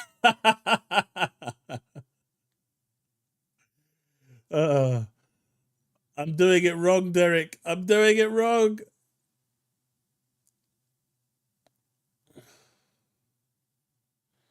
Oh no. Oh no. Alex Smith is a pony? Yep. You are wrong and TheChaosLounge most likely Twitter sent the threats. It wouldn't surprise me, Devastator and Pokemon fans. Nintendo fans are that's a cult you don't really want to think. What link? Pocket Pair says no plans for PlayStation release. That is exactly what they said, Zap. I only get the achievements I want or can be bothered to, and if I want to play the game a lot. I mean, I just play the game. I don't go for achievements. I think Final Fantasy games are the only ones that I actually actively try to do it, but that's about it. They are addicted to achievement trophies. Hey, Eric, stop spamming, man. Personally, I don't care about any of them.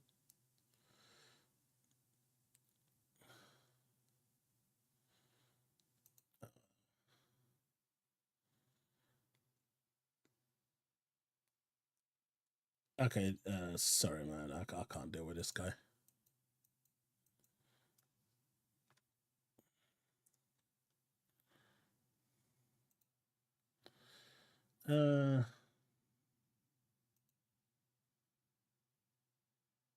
Goodbye.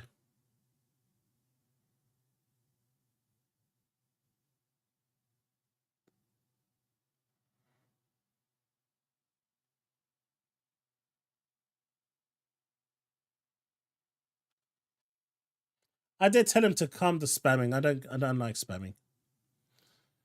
Unfortunate, but it is what it is.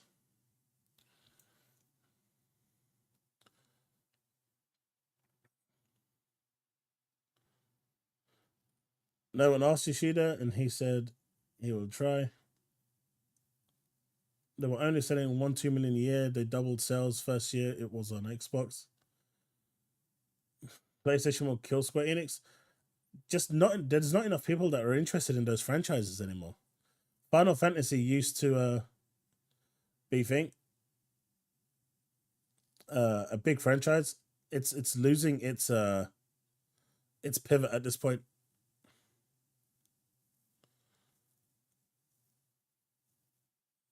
Will be sure. PlayStation roadmap. I have no idea. It's the first time he's been in here, and he just decided to just spam like crazy. I did say stop. It won't stop. So Eric was annoying PS fanboy saying PalWorld is coming to PS because Yoshida said yes.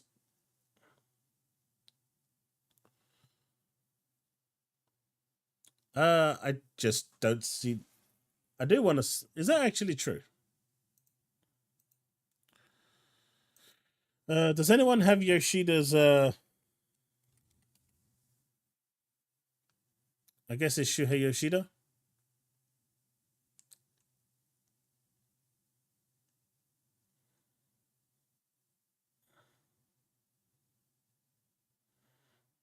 Now, chat.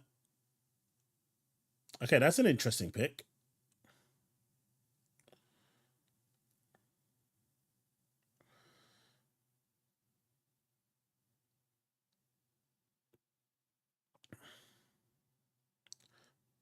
But there's nothing here.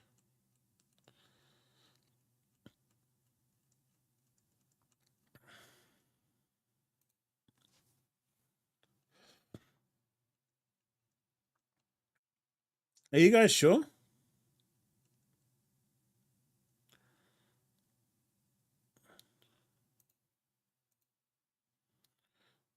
Was sold in 24 hours. This is a number I didn't expect, but it's all thanks to everyone's support.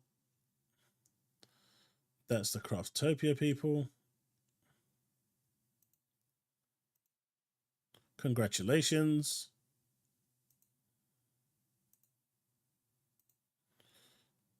Thank you, Yoshida-san. More port begging.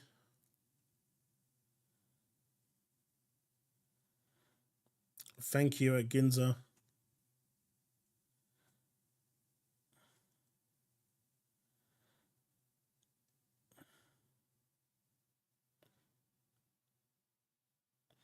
Omedetou gozaimasu, which is thank you very much. If I'm not mistaken. Congratulations. Sorry. Yeah, same thing.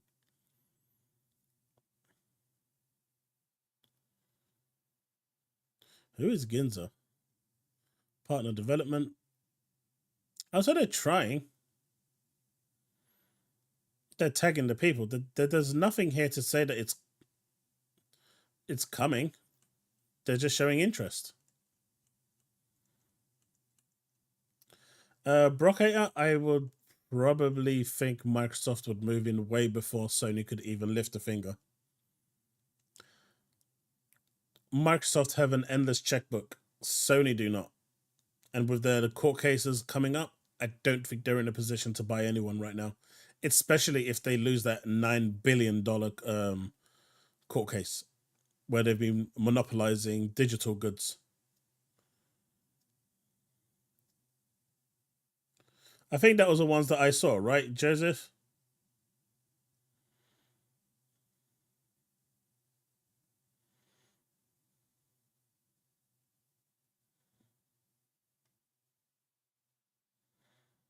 I can imagine that Microsoft's already inquired to lock it down. Yeah, Green Goblin, I can see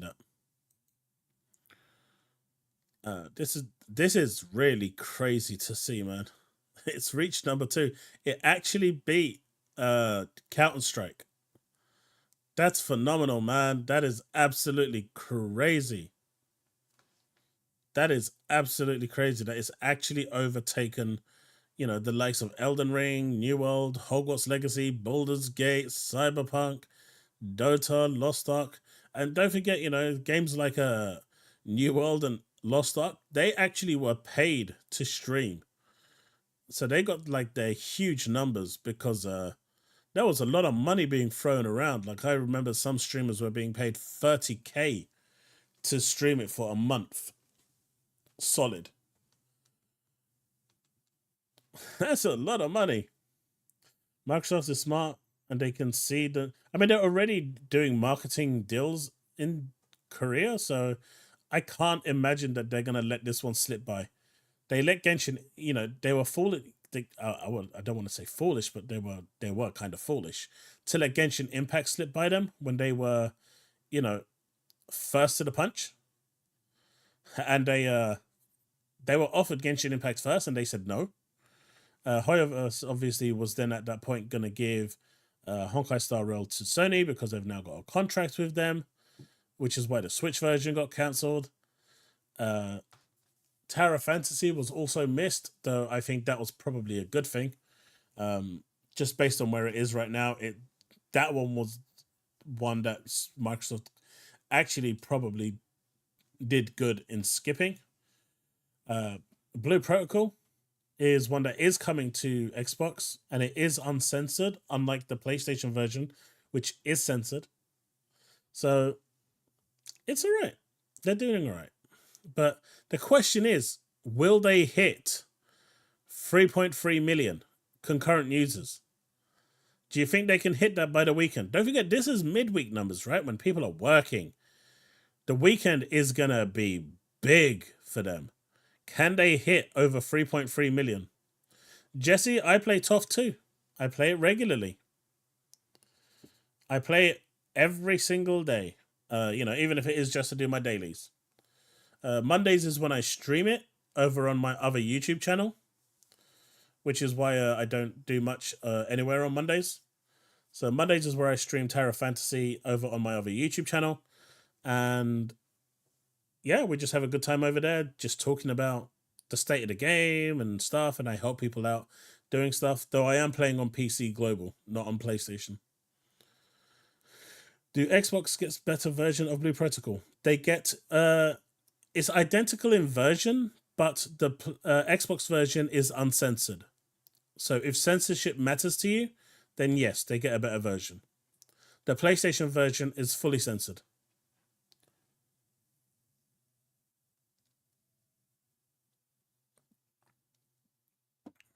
Not going to bet on it, but there's a ton to do in the game. There is, Susanna. They should put PalWorld on sale, to be honest, if they want to beat the record. PalWorld, what do you mean, put it on sale? The game is for sale. Sony shouldn't be entitled to everything. They have Genshin Impact, and it doesn't have a chance to be on Xbox. Very surprised by the amount of content, at least for an early access title. They've done well, Susanna. They've done really, really well.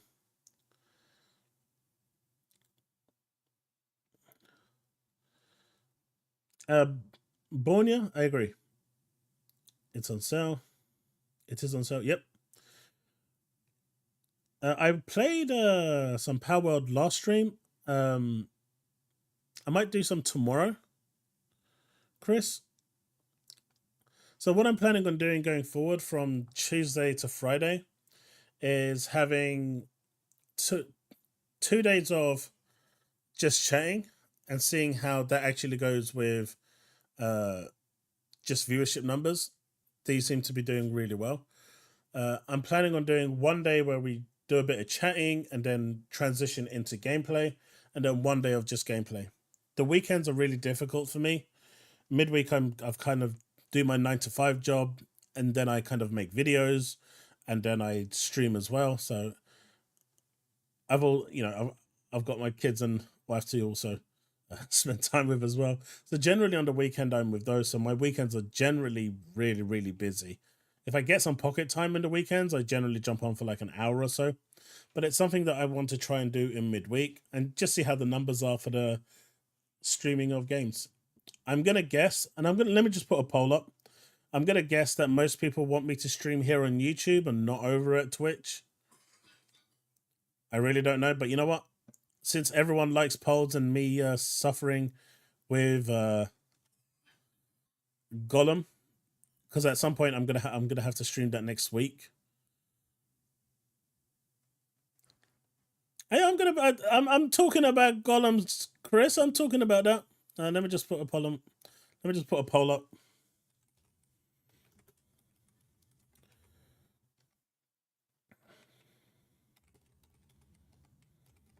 And I totally get why some people would want YouTube and some people would want Twitch. I just want to gauge numbers, honestly.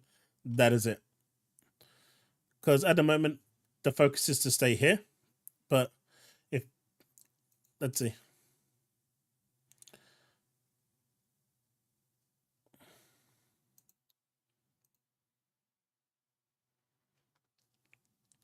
No, I totally get that, Diablo. I've stopped. I don't mainly do anything over at Twitch. I used to, but it's just a question. Like, I'm gonna guess the majority is gonna say YouTube, and that is perfectly okay. At that point, it becomes managing the subscriptions, the notifications, sorry. Because that's the biggest problem with it. If I release 2 videos a day, you only get 3 notifications.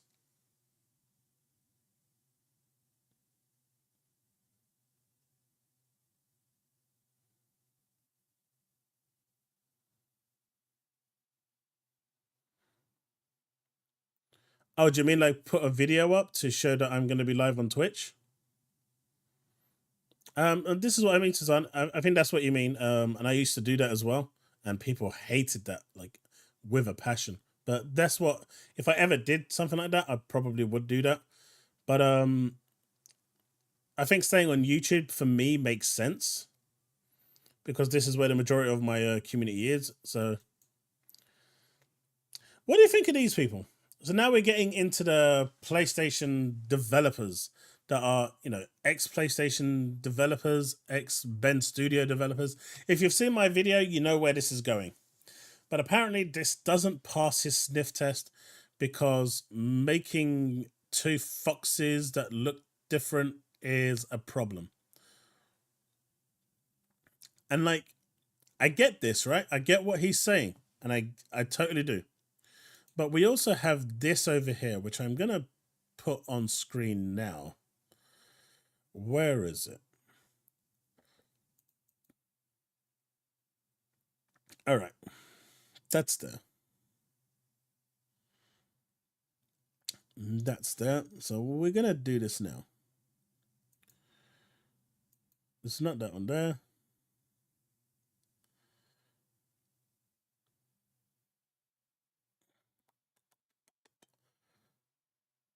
Come on.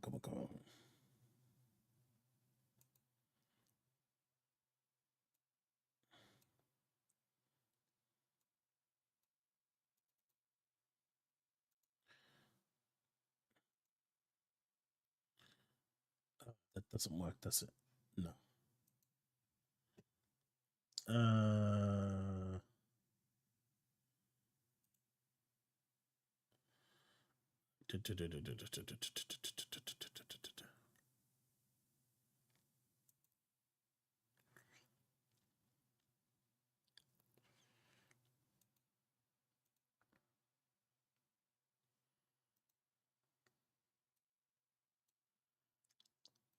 We're almost there, chat. We're almost there. Unfortunately, this other thing didn't work. Okay, so let's try that again.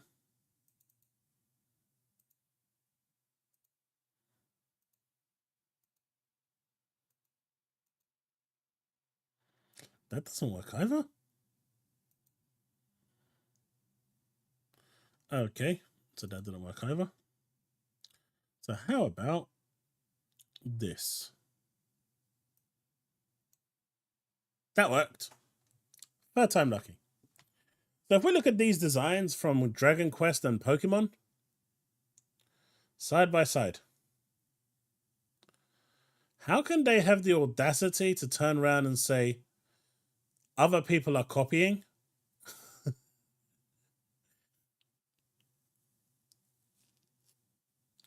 %4 want the black one. Pokemon designs are extremely simplistic, resulting in many games having similar designs. Like, as you can see here, you can see where the designs are coming from, right? You can see it. So for Nintendo fans to come out, or anyone to come out and say that one is copying the other, and you know what? Nintendo fans are saying that Pokemon was inspired by Dragon Quest. Yeah, I call bullshit. They literally looked at Dragon Quest and said, you know what? We can do that and make a Pokemon game. And they went with it. Like, how bad is this? Right? And then they have the audacity to turn around and say PalWorld is copying. And those PlayStation devs have the audacity to turn around and say that it doesn't pass the sniff test. How the fudge did this pass the sniff test?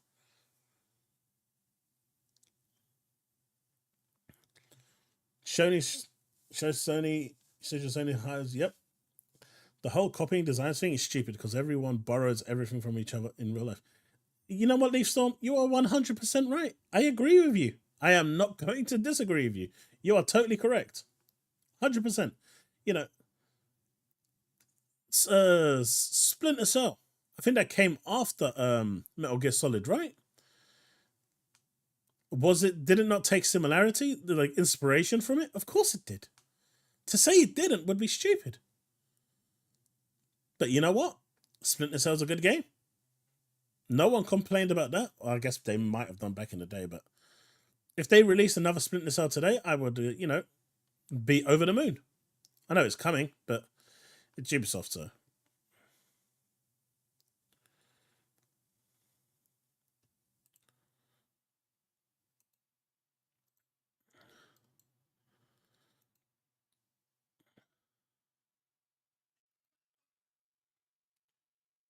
Does this pass the sniff test?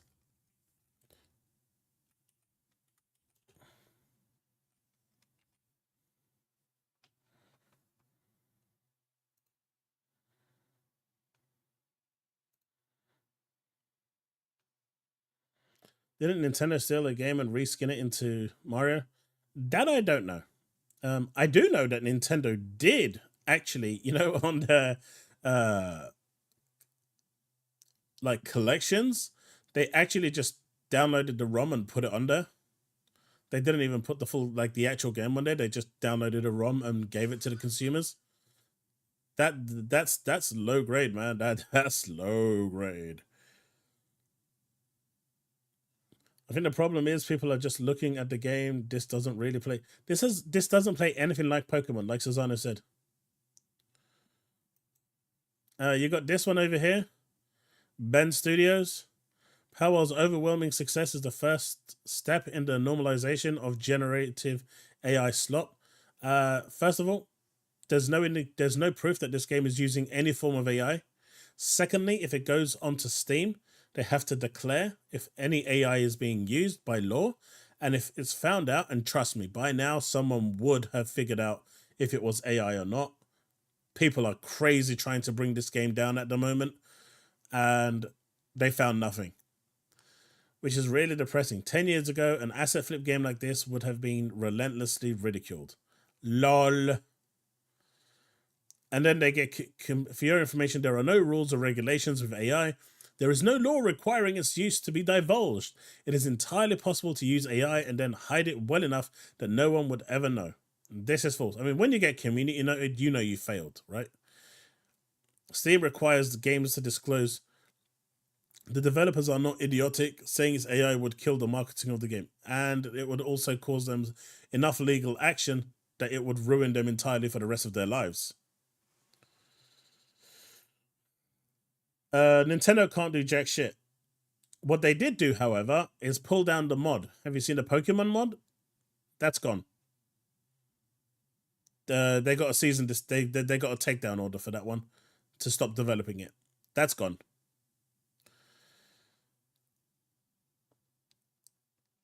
Look, there's a reason why this person is caring is because they're a graphics designer, right? They work in the art industry. Now, as someone that works in QA, I've had AI slowly replacing my job bit by bit over the past year. Do you know what I've had to do with automation and AI? I've had to adapt. I've had to start using tools to work with me rather than against me and improve what I do and the efficiency in what I do. AI now helps me write test cases that bit faster. It lists things sometimes that I actually didn't really consider. It also gives me a bunch of useless shit. But you know what? I can filter those out and then keep the stuff that I want and then elaborate on those with actual test cases that I do in my job as a quality assurance analyst. So instead of actually crying about the situation that AI is doing, because AI isn't going away, how about you try to adapt and incorporate AI to make what you do better? Because that's the future. I think it was Asmongold that said something. I remember seeing it. Here you go. The success of PalWorld proves that the only thing customers actually care about is a good game. AI, slavery, bestiality, copyright infringement. It's a video game. There are more pretend problems that people don't actually care about. Make a good game equals people buy game. Simple. I agree with this. I know people are going to go at him, and they have been going at him for a while now. But the reality is, people don't care. They have this moral ground where they stand there and say, we do care, but they're still going to buy it and play it. And that's the point.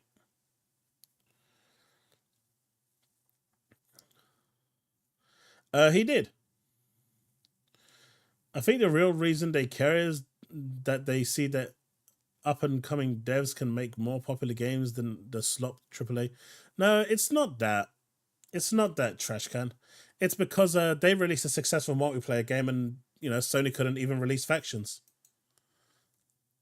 Then we come back to this tool bag here, Alex Smith. He is just a nasty piece of work. His whole account is just full of lies. Literally, he tries to spread the whole console war stuff to perfection.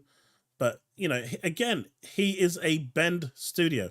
At this point, I genuinely feel like Sony put out a prime directive of some kind and sent it to ex-Sony devs and just told them to attack PalWorld. Because if they failed at releasing a multiplayer game, everyone else should. And look over here.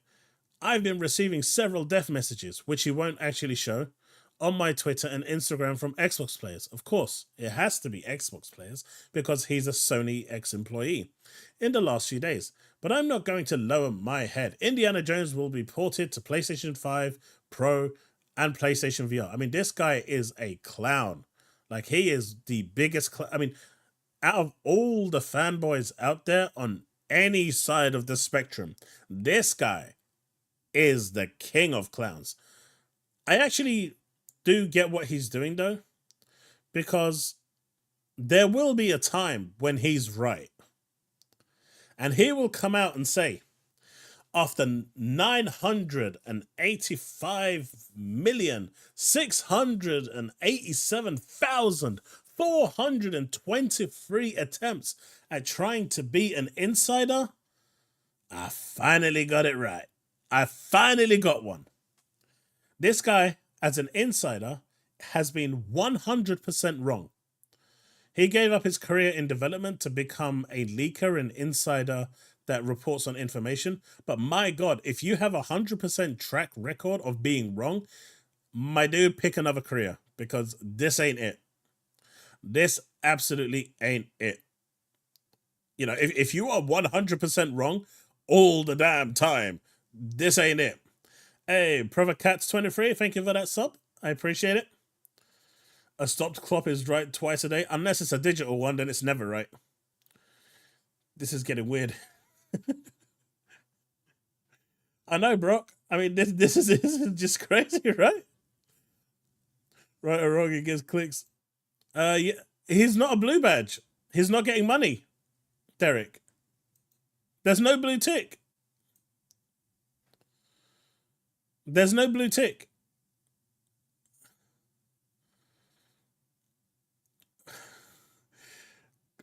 Chaos Prime Lounge, if PalWorld was on PS5 or Switch, they wouldn't be complaining, most likely. They would not.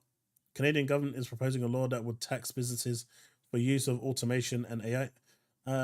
Automation, I mean, that would be weird, because automated testing has been there for donkey's years. Corporations like Microsoft, I mean, even where I work, automated testing is, you know, a normal tool that people use. It's a standard thing for tech.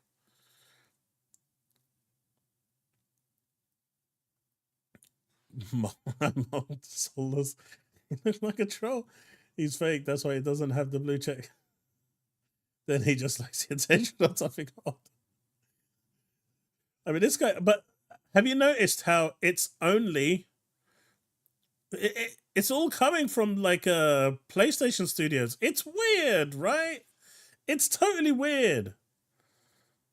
How stock trading works, search engines, and far more. Yeah, you know, it is. This one over here. You've got Naughty Dog developer. My gut is telling me, Watson, PalWorld was made nefariously. I just have no proof. Just a dev's intuition. Which actually means fuck all in this day and age, by the way. You got this one over here from, I think, Sumo Digital. It does feel like it, that, doesn't it? Making a game is just so difficult. We tried it with factions and we failed historically. Despite the fact that Neil Druckmann said it was the best Last of Us game that he'd ever worked on, we sucked so bad that we had to cancel it. But they are cheating somehow, because we're shit. They must be shit. We can't release a single game that's not a remaster, a remake, and the one time we actually did get an opportunity to actually release something that was worthwhile to our community, we decided to cancel it. And what we gave them as a remaster, we decided to call it a remaster so we could charge average people $70, even though they are actually refunding that now, thankfully. One fee they did well. You know, Why didn't they just call it a director's cut? Because it wouldn't sell. It wouldn't sell. But this is a Naughty Dog developer, and that's a Sumo developer. I'm an insider. Spider-Man 2 and all of God of War on Game Pass by Thanksgiving.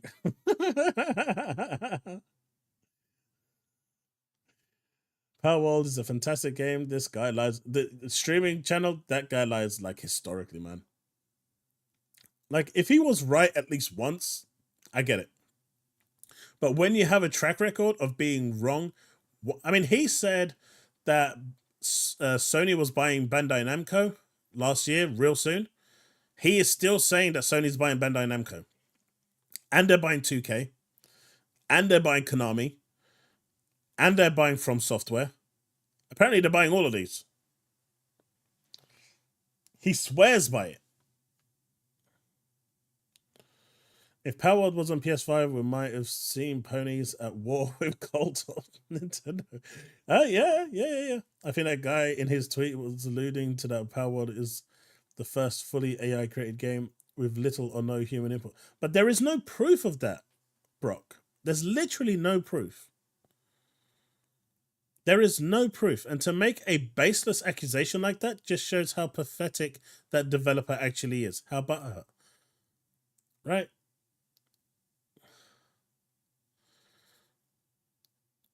If there was proof for it, I would say, okay, you know what? He can say that. But where is the proof?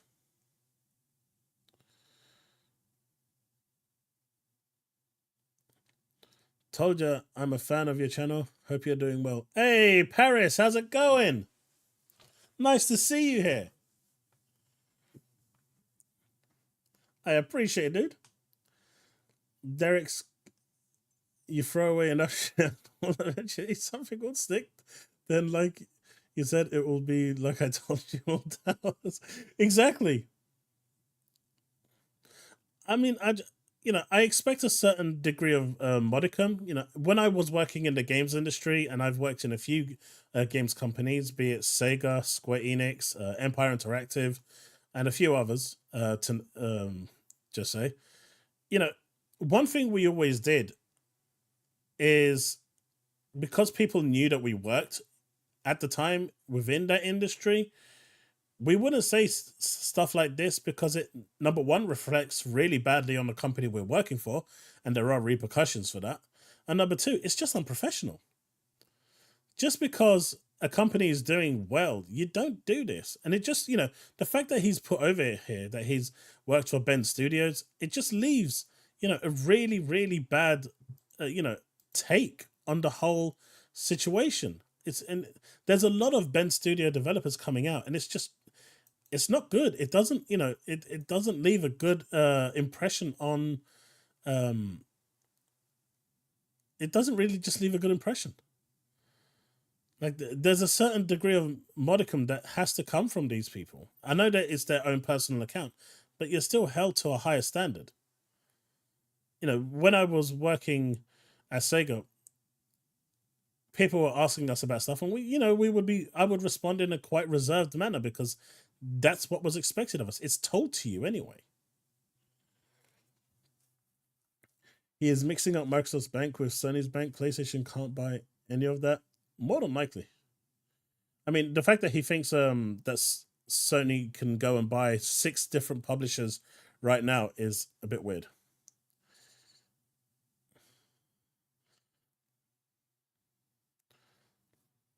Which version are we talking about, Derek? Because you've got the PS1 version, and then you've got the remake version. You've got the PC version.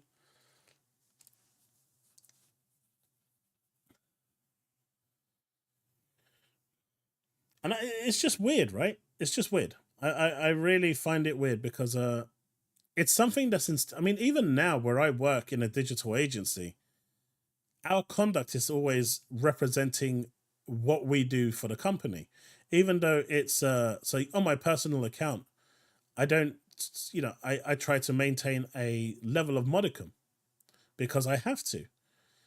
Also, like when you're going out and looking for a job, this is out there now, right? If you're looking for a job, companies look through your social profile.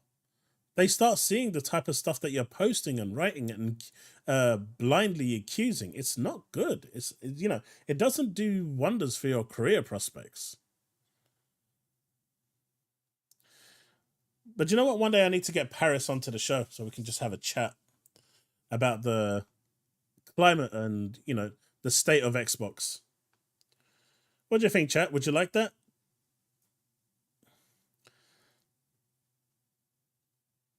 I think it would be good. Where we just sit down and have a good chat about, where Xbox is, where it's going, within reason, of course.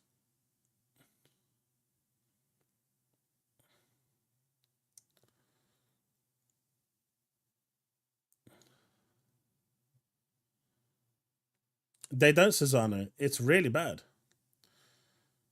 Like, I remember one time, I did something at Sega. I disagreed with what they were doing at the time. I didn't toe the company line. And that has caused me a lot of problems, because even though they're not really supposed to say anything negative about you going from games company to games company, it was brought up in a number of interviews that I had going from company to company. So they do talk. So, I still stood by my morals and disagreed with it, so I didn't do it. Was it a good career choice? Absolutely not. But I don't regret it one bit. I still stand by what I said and did, which I'm not going to go into. It was nothing rude or anything, nothing like that. But it was just a decision that I made that I wasn't prepared to move forward with. And, those decisions stick. Yeah, what do you guys think? I think reaching out to Paris and having him come on would be nice. So this is the actual video for the Obsidian Avowed extended gameplay. Now, this is the one that wasn't shown publicly, and it was released. So let's go through this and just check it out and see what it's like, because I haven't seen this yet, so it'd be good to react to this.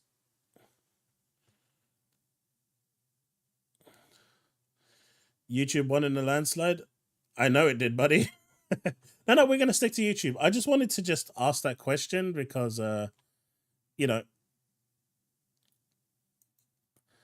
totally get why people would want to stay at YouTube, because I think it makes perfect sense for me to stay at YouTube.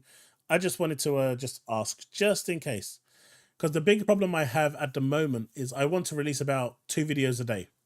And if I stream, that's a third notification. Now, for those that are on the higher tier of my YouTube membership, they get an extra notification. I can only send 3 notifications out. So I'm trying to get those that are on the higher tier notification to join into my Discord so they can get the notification that way. And that will just save me some headache, because I'm trying to cater for what I need to cater for those as well, who are on the higher tier. So that was basically the process of this. But that's a me problem and not a you problem, so I will deal with that. I just need people to get onto my Discord.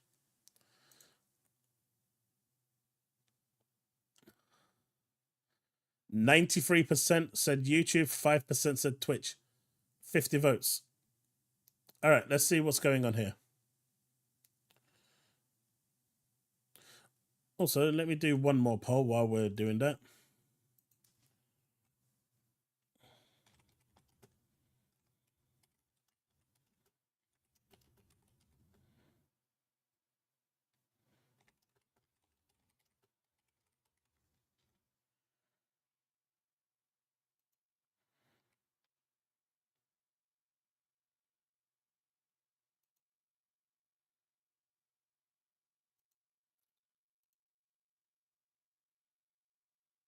Let's do that. Close poll. All right. Let's see how people react to that one. All right, here we go. Games in this podcast range from E to M. Hello and welcome back to the official Xbox podcast. My name is Tina Amini. I'm here with my fellow co-host Jeff Rubenstein, but we also have two very, very special guests for this very special, relatively shorter podcast episode. We have Carrie Patel here from Obsidian, as well as Gabe Paramo from Obsidian. Can you guys... Who's Paris? Paris is a influencer. He's a really nice person. At late, he's been taken a lot out of context, but he's a nice person who has good knowledge when it comes to gaming and has different takes from people. He's down to earth. He has a good view on things, and he may not agree with everyone else's view, but he's also willing to listen to it and have that discussion. And I think that makes him a really good show host, but it also just makes him just a really nice guy.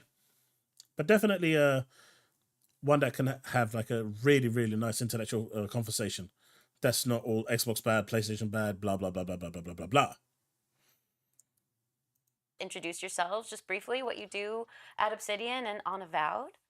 My name's Carrie Patel. I've been at Obsidian for over 10 years now, and I'm the game director of Avowed. My name is Gabe Paramo. I'm the gameplay director, and I've been at Obsidian for about 5 years. Cool. We'll delve into those roles a little bit. But first, we're actually recording this a little behind the scenes here, right before the Dev Direct goes live. Like, how does it feel like you're just about to share Avowed with the world? It's so exciting. I mean, I know the team has put so much hard work into this game, and we're going to get to see a little bit of that in some of the footage we're looking at today. And so it's really rewarding knowing all the love and polish that's gone into this to finally get to show people where Avowed is headed. It was very cool being down at Irvine, filming with you guys for Developer Direct. So I got to be behind the scenes, and it was very fun to see the office, to see everybody busy working, but also excited to present about the game. And we're gonna, in just a minute, see actually some extended footage from the Developer Direct. So it's very exciting. All right, that's what we want to see. But let's talk about Aora first, because we are in Aora. That's part of a world that you guys have built previously for the Pillars of Eternity universe. So we know that that's very Obsidian-like, of course, but in Developer Direct, the game both graphically talked looks about nice. Obsidian's pedigree and like what areas makes look nice Avowed a very Obsidian game. So what, aside from Aora and that context and building off of the Pillars universe, what would you both say makes it an Obsidian game? For me, it's really about our player-centric approach to roleplay. Our studio's motto is "Your world's your way." And so the way we really approach choice and consequence and everything else is just giving players opportunities to define who they are in this world, how they want to behave, like just what fantasy, what challenges they want to undertake. And so with all of the content we design, whether it's quests, companion relationships, or gameplay, which Gabe can talk to, we really try to create this player-shaped whole so that we're always leaving room for players to really step in, drive the game and the story forward, and just define who they are in this setting. Yeah, from the gameplay perspective, right, if you look at Grounded is your world's your way. You get to build whatever world you want. In the context of Avowed, right, we've tried to lean into that with the gameplay mechanics and sort of let the player, through the loadout system, through what companions you can choose, through the abilities they can choose, they're throwable that they can select, right? Just what does the player want to do for combat, and being able to support that in as many ways as possible. So in the Dev Direct, you kind of swoop through very quickly. There's a lot there to take in. So as Tina said, we have some extended footage here. And we're actually gonna, we're gonna bust out our telestrators and we're gonna pause and say, okay, well, what did we just see here? So why don't we roll some of that footage and let's get into it. All right, let's go. All right, so tell us, where in the game is this area? How do you encounter it even? So this is Shatterscarp, which is the third region in the game. But what we're exploring here is just one tiny little adventure space in one corner of the region. And is this something you could even, I keep showing miss? the same thing. Is this an optional area or something you're definitely going to hit? It's absolutely missable. Discoverability and letting players be the authors of their own experience is obviously very important to us. So the content you're seeing here, the quest you're encountering, the little stories and nuggets of adventures you're finding, that's really for players who go out and seek it out. The So reflections are exploration nice. gets rewarded, of course, and this is, from my understanding, a side quest too. So it's definitely something you can stumble on, decide to partake in or not. But I'm curious, who are these enemies? Because I feel like we just wandered into their territory, and it's just a family having a good old time, and we're just killing them out of nowhere. So who are these enemies, and why do we hate them? Well, I don't think we hate them. Actually, they're fine. It's more That that they just looks don't gorgeous, really. There are Zorups, right? They're from Pillars of Eternity. They don't really speak a language that we can understand, but they're very territorial, right? So you've stepped on their space. They're trying to get back their territory in this area, and yeah, they're just gonna take down whatever gets in their way. Can I just call it? We've confirmed swimming. Swimming is part of this game now. Yep. Confirmed. But speaking of enemies, Nose as leaf. we're going through this area, I'm just curious, what are the other types of enemies that you might encounter, and what does that difficulty progression look like? Because I know we're about midway through here, but perhaps later in the game, what does that look like? Well, we've shown off ogres, and we've shown off big, scary-looking bears. Yep. But yeah, we have archetypes, right? So like healers and brute melee characters, brute range, people that are trying to use magic, melee attacks, right? So yeah, just a bunch of variety of enemies that you can fight and have to use the gameplay mechanics in order to defeat. Yeah. So there was a lot of stuff in the combat that actually I want to go back to. So if we can back that video up and go back to that first encounter. Speaking of gameplay mechanics. Exactly. I have some questions here. Yeah. Okay. So you're armed. I see you immediately you pull out a sword and a shield. It looked like there was a parry move that the player uses here. Like right. Well, it's coming up here in a second. And then also charging the shield. Tell us about this. Yeah. So what you're seeing here is our dual wielding system. Basically, the player has two loadouts, I don't and think that's a parry. I think that's more of a shield bash, where it's just kind of whacking the enemy just as they're attacking. I guess you could call it a parry to a certain degree, but it does look like a shield bash. Put something in your offhand and a weapon in your primary hand, and we allow the player to mix and match one-handed weapons. And so right there, what you're seeing is your sword and board, right, going into it and trying to close the gap in the distance, and having the ability to parry with your shield and power attack with your sword. So there was a shielded enemy, and it felt like the sword and board stopped working. But then you also, right there, you pull somebody in a little, get over here. Talk to us about some of the different skills and abilities. Yeah, so that's one of our ranged units that basically is out in the distance. You're using Into the Fray, which is a mechanic to allow you to pull the enemy closer to you. Again. I mean, Taz, just because they're using a wand and they're using some magic doesn't mean it's from Harry Potter. We have power attack. That's a blocker. That's essentially not your basic melee attacks are just not going to go through it. So you're gonna have to use your power attack to be able to break their block. Wingardium Or you can swap Leviosa. to the wand if there's a shielded enemy, you're not getting through to them. So how often in the game do you find, maybe yourselves through the experience? I'm much more a magic player. I suspect I will be heading down like more of the wanded path, but There was a clearly there's chest. diversity with enemies and diversity in how you need to approach them. So can you talk about like how much you guys maybe in your play experiences have been swapping between them? Like what can we expect as players? We definitely try to have these mechanics that are common amongst most weapons, but at the same time, try to give the space across all the different weapon types. So, if you're using the wand, there's a lot of homing going on there. See, I don't like the way the weapons switch. I wish there was a little bit of animation. I totally get why there is an animation, so it speeds it up. But, putting it away and taking something else out would have been nicer. I think that's a misstep. There's a lot of it's magic damage. It's going through their, it's But going that's through a their lot of armor quick and stuff like combat. that. That's why I like it. Yeah, exactly. Versus, again, using a melee weapon where you're going to have to get closer to them. Yeah. So a little bit personal style, Yes. a little bit like what are the enemies you're actually dealing with in that moment. Yeah. One of the great things about the system that Gabe's team has been building, though, is it's very flexible, and it supports players Ooh, what the mixing hell and is that? matching between weapons, between ability trees. Respecking is, pretty easy for players who really want to try something different. So when I'm playing, I kind of love to follow my sense of curiosity, and sometimes you'll find a new unique weapon with some pretty nice buffs on it, and maybe you'll decide to rock that for a while.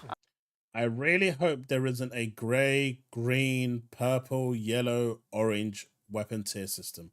I really hope the weapons that are going to come in this game are just going to be, hey, This looks really damn cool. It's got some nice buffs. Let's go. Just a single rarity. It doesn't need to have none of that colored stuff in there. It really doesn't need it.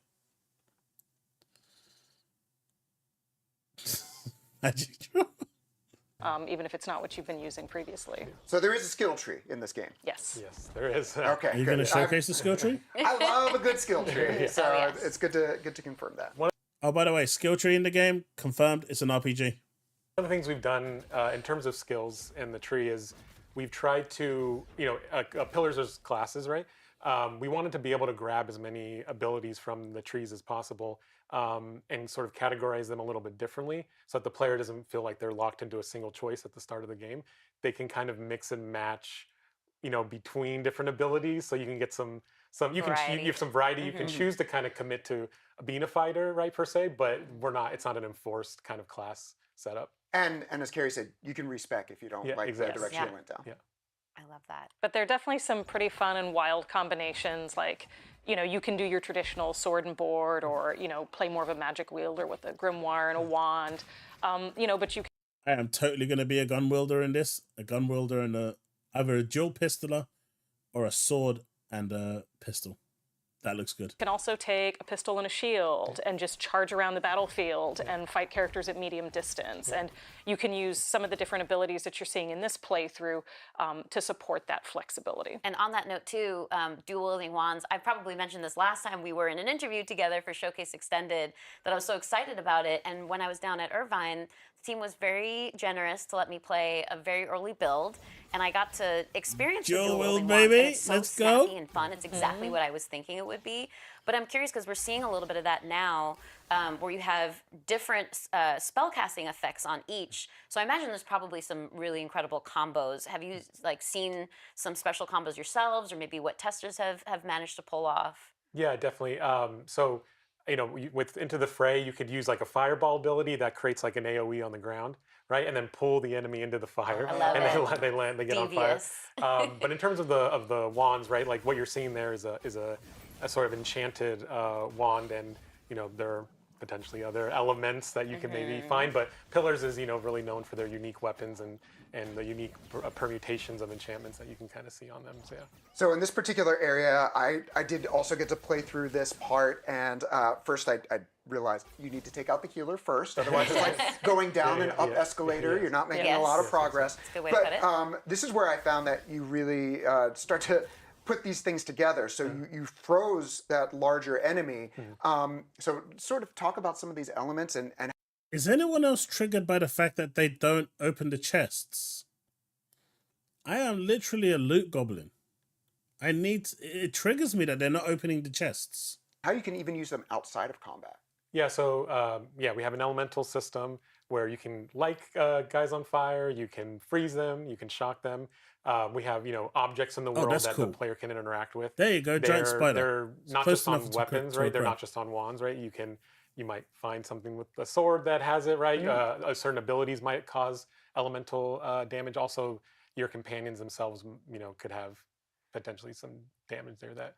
There was something when I had gotten a play where I wandered somewhere else and ran into an area that was gated off, and I was able actually to use that freeze to help to progress in the exploration. Yes, yeah, and so we have objects like that. We also have maybe being able to burn brambles. Yeah, you can destroy barriers to find new areas to explore. You can freeze paths in the water to maybe reach ledges that you can't normally. Lots of fun options there. And a lot of what we saw, we saw a Tanglefoot ability, for instance, which was really cool because when you're freezing an enemy, you're totally freezing them. But when you're trapping them with the Tanglefoot ability, ranged attackers can still get you. So there's a lot of nuance there that as a player you have to consider. But also a lot that was built off of the Pillars of Eternity universe. Like Tanglefoot is directly... The skills look like they really do work really well in synergy, right? They actually look like they work so well, especially that gap closer. Between the gap closer, freezing your enemy, doing a gap closer, pulling your next enemy in and just wiping them out while the frozen enemy's trying to get free, and then you can go and deal with that one with another gap closer. I don't know, the combat looks really good in terms of free-flowing and flexibility. I'm really liking what I'm seeing. associated from those games. So I'm curious, like, how did you guys hone in on these abilities? Like, what are the combos you were thinking about? Anything that you brought over and maybe changed or made new too? Yeah, so for Tanglefoot, but because in an action first-person game, it's all about movement and trying to like crowd control. For Tanglefoot, right, it's about also creating space. So we already had freezing. You're crowd controlling that way, but with Tanglefoot, it's a little bit unique where they're rooted, and so they don't move, but they can still do attacks. So it's about trying to find that balance where you're not overpowering the enemy, and there's again choice and consequence for these mechanics, so that the player just doesn't like just stomp everybody all the time, you know. So well, let's go back a little bit because we got an opportunity to talk about that very Obsidian style depth and breadth of gameplay. I have watched the developer direct so many times, I've memorized all of your guys' lines, so that is directly lifted from there. But there's another very Obsidian element to Avowed, which is branching dialogue and how you make choices within the story too. And Carrie, you alluded to some consequences potentially if you make one decision or another, but it's again very much like playing your own way. So can you talk about just how impactful like those choices that you make are, and that branching dialogue, and how that can result in different paths for the player? Absolutely. So again, for us, creating these choices, like the big ones that affect the outcome of a quest, or the well-being of certain characters or communities, are just as important as the smaller choices that you make, and navigating a dialogue and kind of in subtle ways influencing your relationship with another character. But all of it is really centered around letting the player be the main character in this setting. And so what we're seeing here is the players, they've been exploring this grotto. They're finding the bodies of these dead soldiers and kind of picking up pieces of a story along the way. And so here they finally found the survivor, and talking through them about what happened and getting a little bit more information. So there is a moment that's going to come up after this where the player can confront the guy who ran away, and make a pretty impactful choice with him about how they decide to navigate that conversation. And they can either, it's very obvious that this guy was in over his head, and then they can either sympathize with him and console him a little bit, or challenge him for his cowardice and for the way he abandoned his unit. I will totally challenge him for his cowardice. 100%. He's going down. And the way the player navigates that conversation definitely has big consequences for how that encounter plays out. So you mentioned your player being the main character, but they're not the solo character. We see in this conversation Giada and Kai, I want to say. Can you tell us about the relationship with companions and how they interact both in the story and in gameplay? Sure. So, your companions are your traveling partners in your journey through the Living Lands. They all have deep ties to different regions of the Living Lands, and they all have their own personal reasons for wanting to ally with the player and help them resolve the big conflicts that you're encountering over the course of the game. So they're your allies, in some ways your advisors, your local guides, and they provide a lot of additional commentary and context that reveals something both about their character, but also about the corner of the world that you're exploring.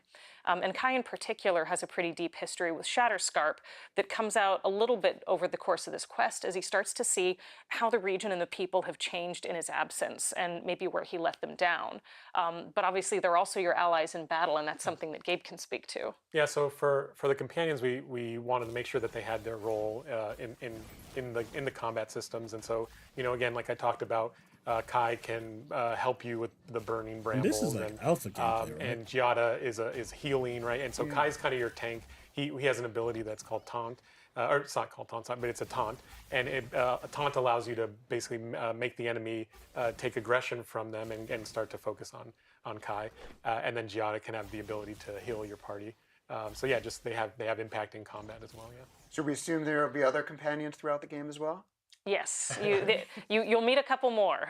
Kai and Giada are just two of them. Okay. I just know Obsidian known for some pretty great companions. I was going to say the same thing. Yeah, exactly. It's certainly an expectation. But you mentioned Shatterscarp. I'm already really sad for Kai, and I already want to console him because I feel like there's some history to uncover there. But I agree with that, Leaf. That is something that was weird. Like when I'm playing Final Fantasy 16 at the moment, when I go to fight like the big notorious monsters, I wait until I've got a companion with me so it can just make it a little bit easier when I go and fight them. I don't go and fight them solo, Whereas if I had a full team around me all the time, it would have been easier. So it's nice to see that you kind of have that over here in Avowed. I agree. What is Shatterscarp? That's obviously where we are in this mission, in this extended footage that we've been seeing from Developer Direct. What is the context to Shatterscarp that we should know? Yeah, so as you can see, it's a very arid environment. A lot of the locals who have settled here are originally from Rawatai, which returning Pillars players will recognize as kind of this this very fun but somewhat militaristic culture, which Kai originally comes from as well. So you've got this sort of very hardy little settlement on the cliffs overlooking the coast called Thirdborn.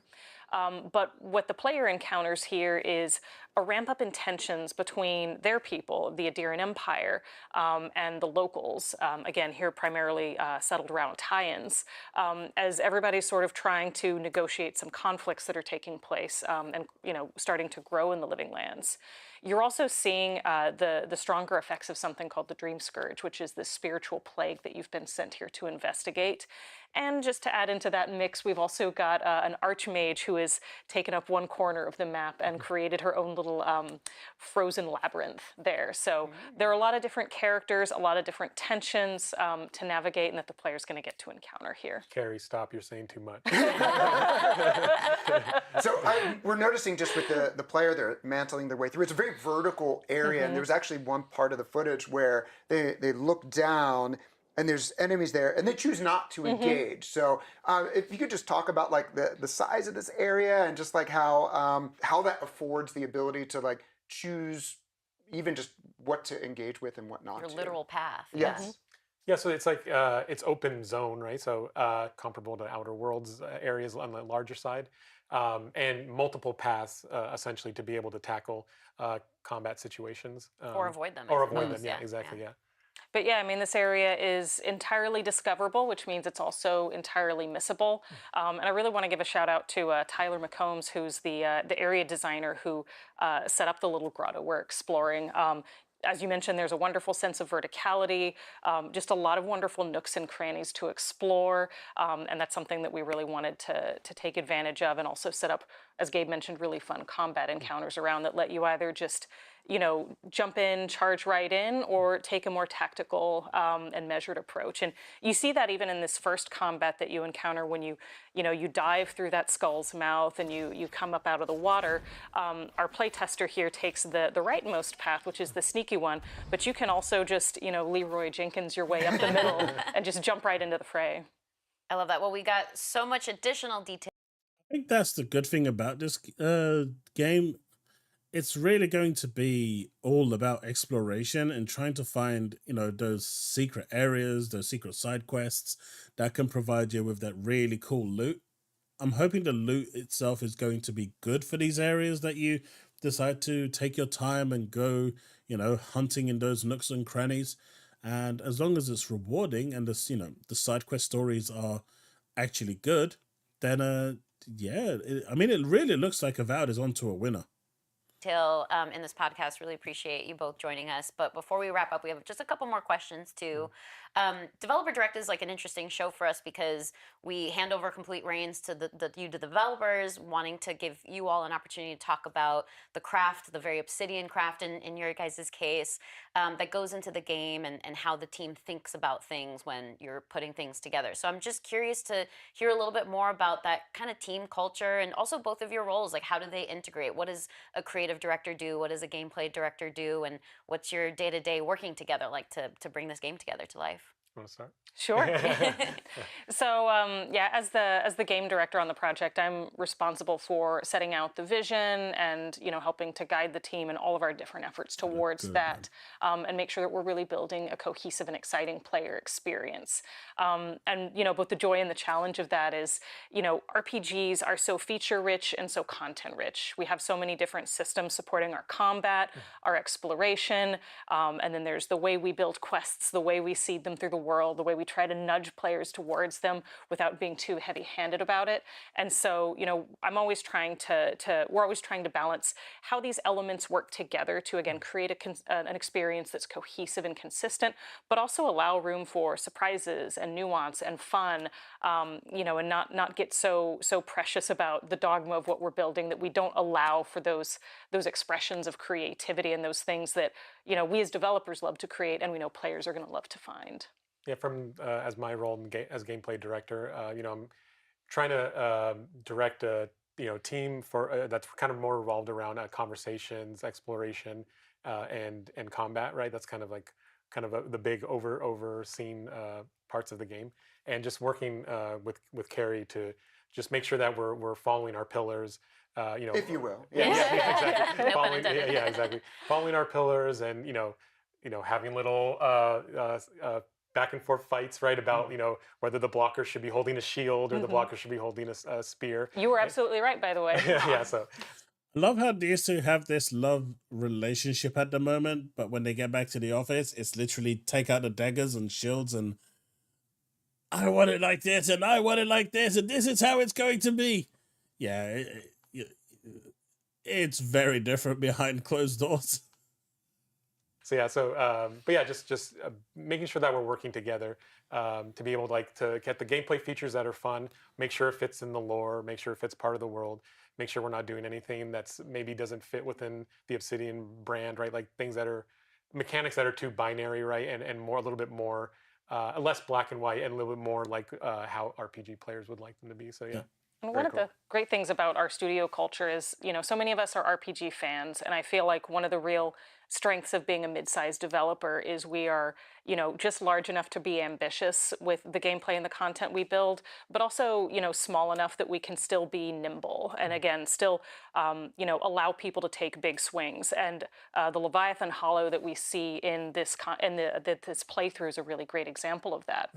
Originally, it was scoped to be much smaller, and again, we found that the area designer Tyler, who was working on that, had a schedule, things were going great, and so his producer and his lead kind of, looked at the schedule and said, yeah, if you want, you've got time to make something more out of this, and we've got an excellent showpiece here that, again, is, a wonderful combination of, strong planning and coordination on the production side, to be sure, but also just some really great initiative, from the team. So it's something I've been wondering since Avowed was first revealed a few years back with that teaser, and that is like, what can we glean from the title? When I think of like Avowed, like you can vow revenge, you could be avowed enemies. It feels like very personal.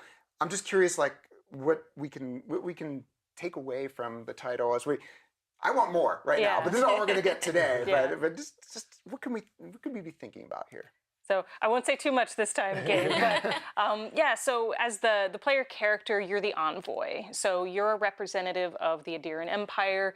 You are the personal representative of the Emperor himself, and you're sent here on this mission to investigate the spiritual plague. So on the one hand, you're vowed to the Emperor and the Empire that you serve, but while you're in the Living Lands, you might discover another unique connection to something else that's very close to you. So this game is Interesting. I like that. I really, really like that. I really like that. Very much about choosing your loyalties and choosing what matters most to you. And that's all I'll say about this. All right. Well, I know what matters most to me is getting to play this game. We'll talk more about that, but we will hear a little bit more because coming up, I want to say this Sunday, Carrie, you're going to be on Drop Frames with JP and Co and Ezekiel. So make sure you tune into that. Anything else, like before we let you go, though, that you want to talk about? I just can't wait for players to jump into the Living Lands for themselves and Neither explore can all that we. it has to offer. Again, one of the big delights of being a developer on a game like this is creating so much for players to find and knowing that not everybody's going to seek it out and not everybody's going to find it, but knowing that the players who do are really going to enjoy the secrets they discover. I mean, it's one of the things with Baldur's Gate. I can't remember what the guy's name is, but the main character that actually voices one of the guys in Baldur's Gate 3, he actually revealed that there is still something in the game that no one else has found. It's really hard to do or to actually trigger because it's just like it's out there. It's not random. There is specific things you need to do in order to trigger it, but there's a certain like quest line that is hidden in the game that still to this day hasn't been found. And I love that sort of thing, that, you know, it sends people playing and trying different things to try and discover what's hidden beneath it. And hopefully Avowed will have that depth to it. I know that we've talked about a lot of stuff, but it's still just a slice. yeah, it's Yes. just a slice. Yeah. I want it. I know, want it. yes, absolutely. And we did get an opportunity to dive in a little bit deeper. So thank you both again so much for coming out and being able to talk to us. But yes, it is such a small slice of it. So I'm excited to see more. And we did announce in Developer Direct that the game is coming out in fall 2024. So it won't be too long before we'll all be able to do so. And What do you mean it won't be too long? That's a long time. otherwise, we will see you for a regularly scheduled episode of the podcast with a regular length of a podcast later this week. So you get 2 in 1 week. So please enjoy that. And thank you again, Carrie and Gabe. Thank you for having us.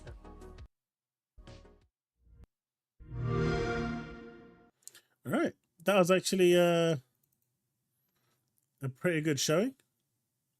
I think that was kind of cool. I like it. What are people talking to me about?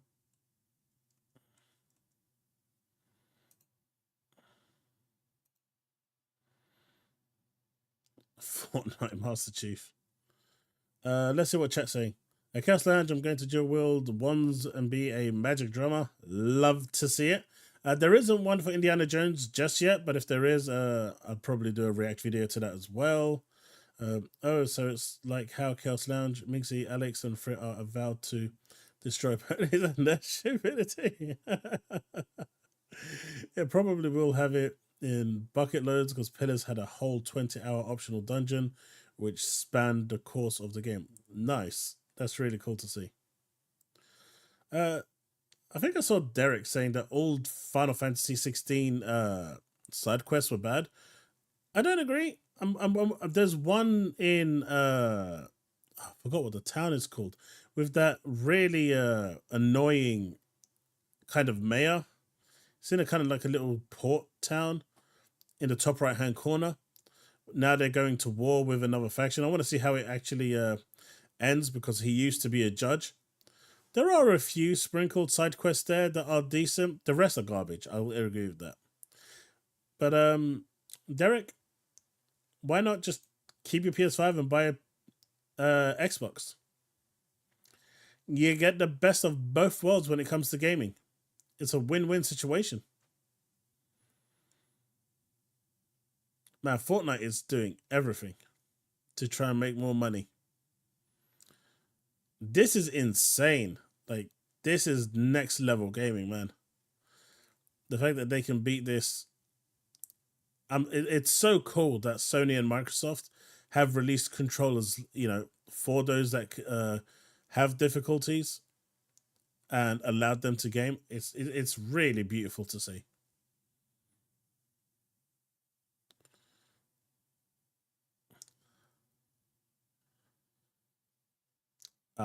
This person here is still saying that they're not Xbox. Japan hates Xbox. Goddamn loser. But Derek, how come you didn't upgrade for $10? You get a decent amount of stuff for $10. I'm playing Final Fantasy VII Classic on Xbox. I never beat the game when it came out. Just played a while. Make sure when you get to the second disc, eventually, that you do find Yuffie and Vincent. It's the whole point of that disc, and, you know, it'll be a massive miss if you don't do it. The second disc gets real boring if you decide to miss those two out. Oh, God. No one wants to see that footage right there. That was nightmare fuel. That was Japan hates Xbox, by the way. That is nightmare fuel.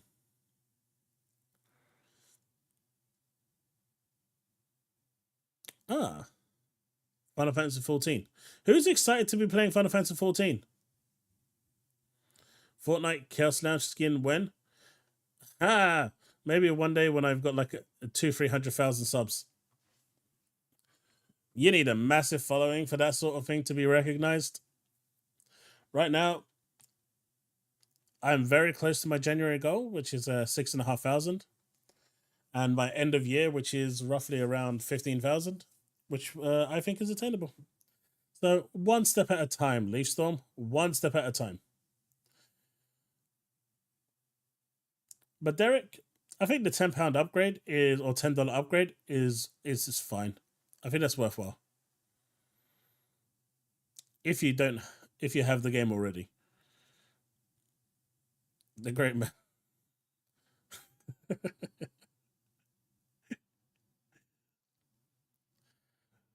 So a little bit about Final Fantasy 14 before I end the stream. I actually have been wanting to do some Final Fantasy 14 streams because I need to catch up with the story. The only problem with that is I am really far into the game and there might be like potential spoilers for you guys. So I don't know how you feel about that, but it will at least show you what the later game looks like. When the Xbox version beta does release, it is going to be restricted to Xbox players only for the beta. So it's basically going to be like a server test to make sure everything is working. So you'll only have access to select servers. You won't be able to play with global or PlayStation. But once the game comes out officially, you're going to have access to all the servers. And if you want to migrate to another server within your data centers, you can do that. You can also visit other data centers, so that's also not a problem within your region. NA and EU and Japan have got their own server, like data centers. So I don't think from knowledge you can jump from EU to NA. So do keep that in mind. But like in NA you have around 20 servers that you could just jump between, and each of them have their own different market boards and stuff, so you can try and nab yourself a bargain when you get there. What's not an exclusive now?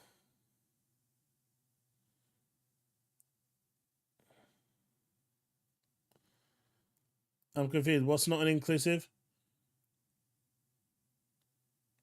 We've gone 2 generations without Ninja Gaiden and or Dead or Alive games. Hardly recognize Xbox these days. You know what? I mean, Dead or Alive I get. As a fighting game, it's just not bringing in enough. The jiggles just don't do it anymore, but Ninja Gaiden should have been done. I agree. Do I play Triple Triad on 14? I do. I haven't collected everything, and I'm not like overly amazing at it, but I do try.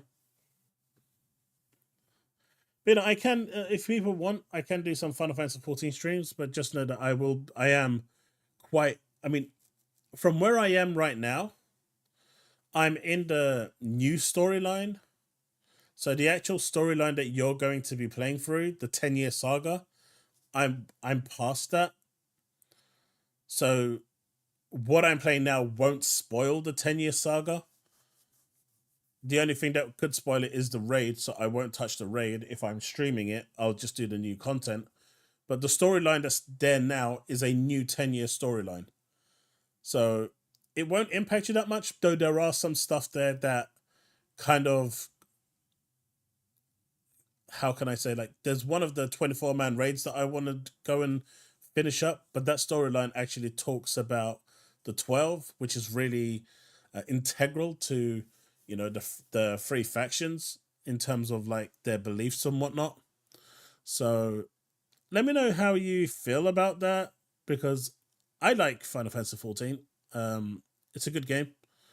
I've played it since 1.0 and plan to continue playing it. I've taken a little bit of a break because after my raid team split, it just felt, well, after my 12 years of it and finishing the storyline, it felt a little void. Good ending though.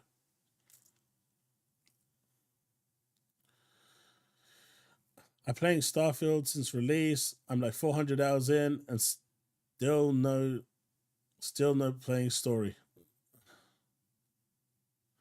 I totally get that, Blue Boy. I totally get that.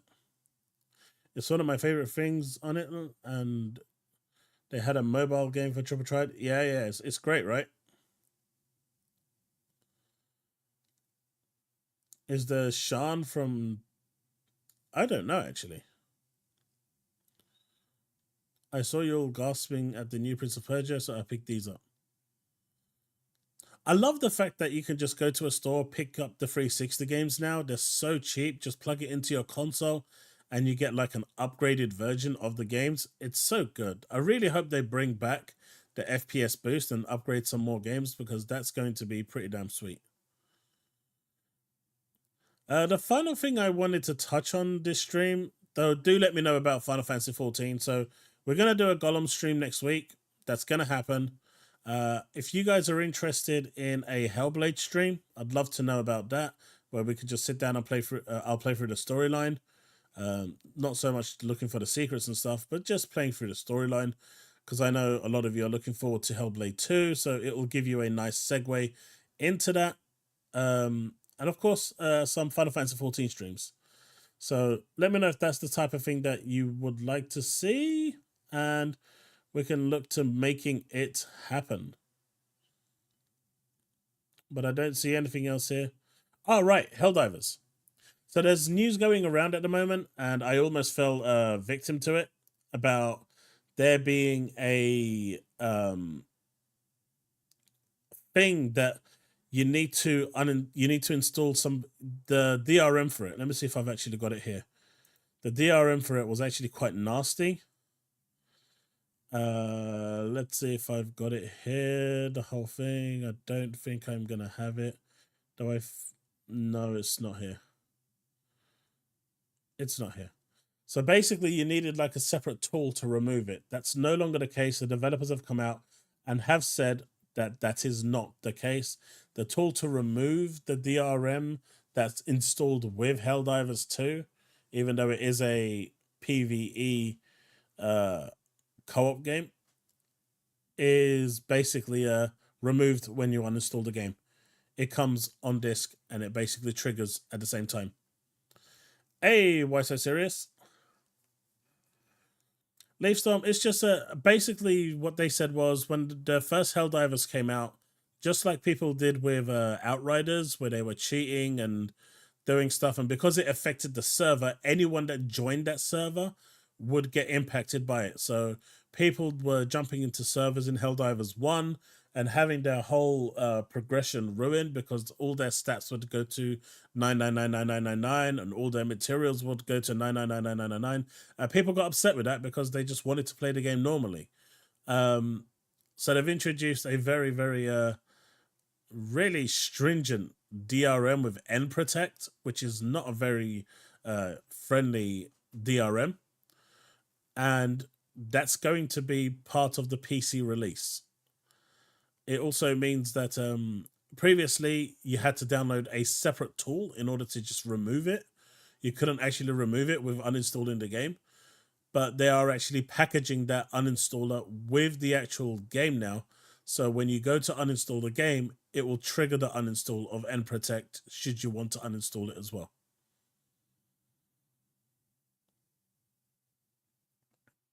I would assume so. PS5 blows that, you know, there's no way. I mean, they said in their hundreds of hours of testing, they didn't see too much of an impact. That means that there is an impact. End of story. It's going to impact performance. How much it does, they weren't very clear about. Absolutely disgusting how these fanboys are attacking the PalWorld devs and threatening lawsuits, trying to get a Pokemon's fan not to play this game. Just wait until Nintendo files their lawsuit. We coming for you. Nintendo can't do nothing. Real Pokemon fans don't even want a better game. So, cronies, you don't even deserve a chance to speak.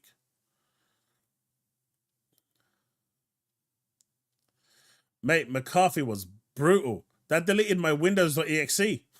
It thought my Windows.exe was infected, so it deleted it. So and this was when I was younger. So I said, yeah, go ahead, delete it, free my PC. I went to reboot it and it said, sorry, you can't start your PC because Windows.exe has been removed. So I had to reformat my PC. Yeah, I was young at that point. I was really dumb. The stupidity comes in all shapes and sizes. There was my one.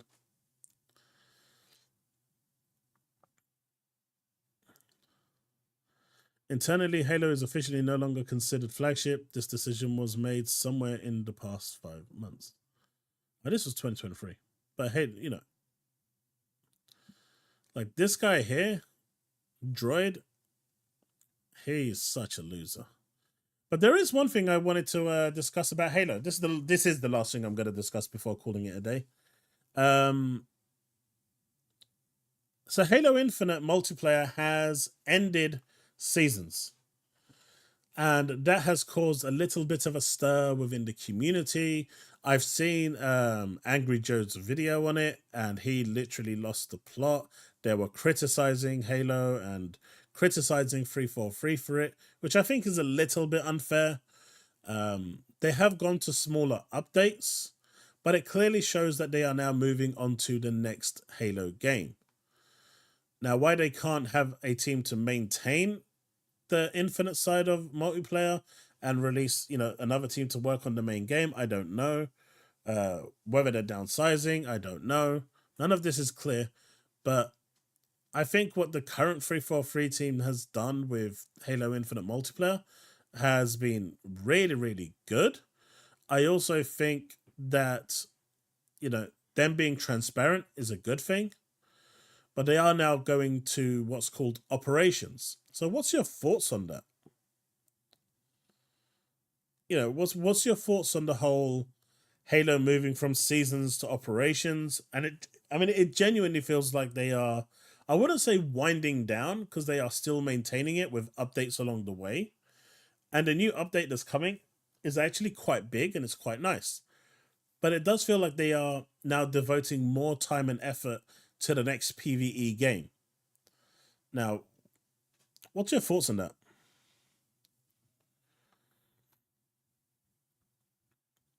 There were multiple reasons why no one mentioned the bugs. Again, I don't know if I can reveal any of that. I did once, and I'm not going to risk it again in one of my other videos or one of my other streams because, we signed an NDA. Now, with that information, take it as you will. You can probably decipher what the issue is. Halo MCC is still updated, so whatever. It is. But the same updates that Halo MCC gets is basically what Halo Infinite is going to get. I don't see it as that big of a deal. I don't see it as that big of a problem personally. But do you guys think it is? What's the difference between DRM and Denuvo? Denuvo is DRM. Blue Boy?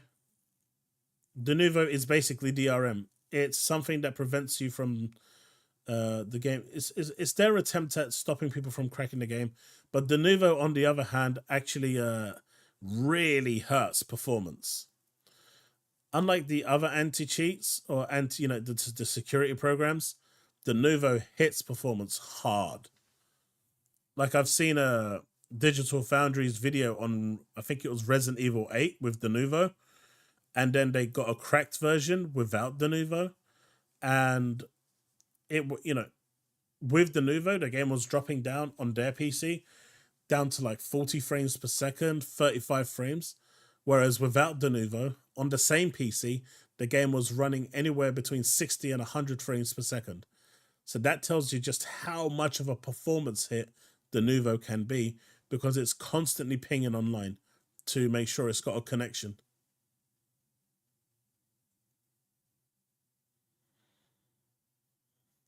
It's so weird that there are multiple new weapons and vehicles already developed.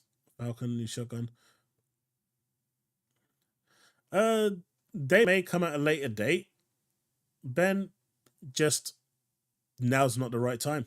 They're waiting for the right update. I get it, but everything has a timeline when it comes to development.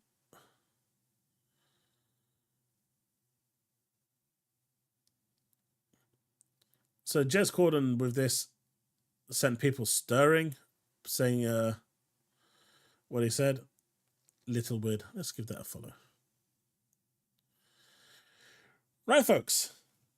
Let me know what you think. Either at my Discord or if you want to reach out to me over at Twitter. All of the links are in the description below.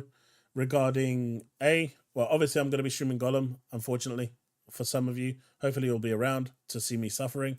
It was what you guys super chatted for after all. But in terms of a good game that was selected, Hellblade 2 is the one that I'm looking at. And obviously in my free time, I'm looking to do some Final Fantasy 14 because I need to catch up with the new tier story that won't impact the 1.0 story. So if that's the sort of thing that you're interested in over here on this channel, let me know. Otherwise, I'll push it somewhere else. Right, everyone, that's it. It's past midnight. I am going to call it a day. I thank you. I probably will have a smaller stream tomorrow.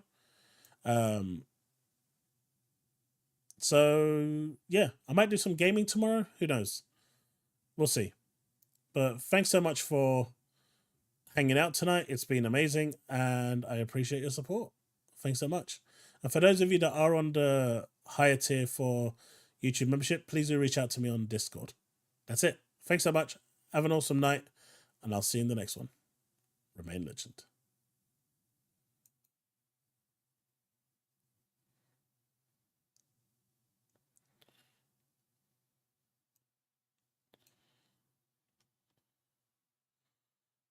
Devastated, they do add content. Maps, weapons, game modes, they do. Just not at the scale of a season. Right. Peace out. Remain legend.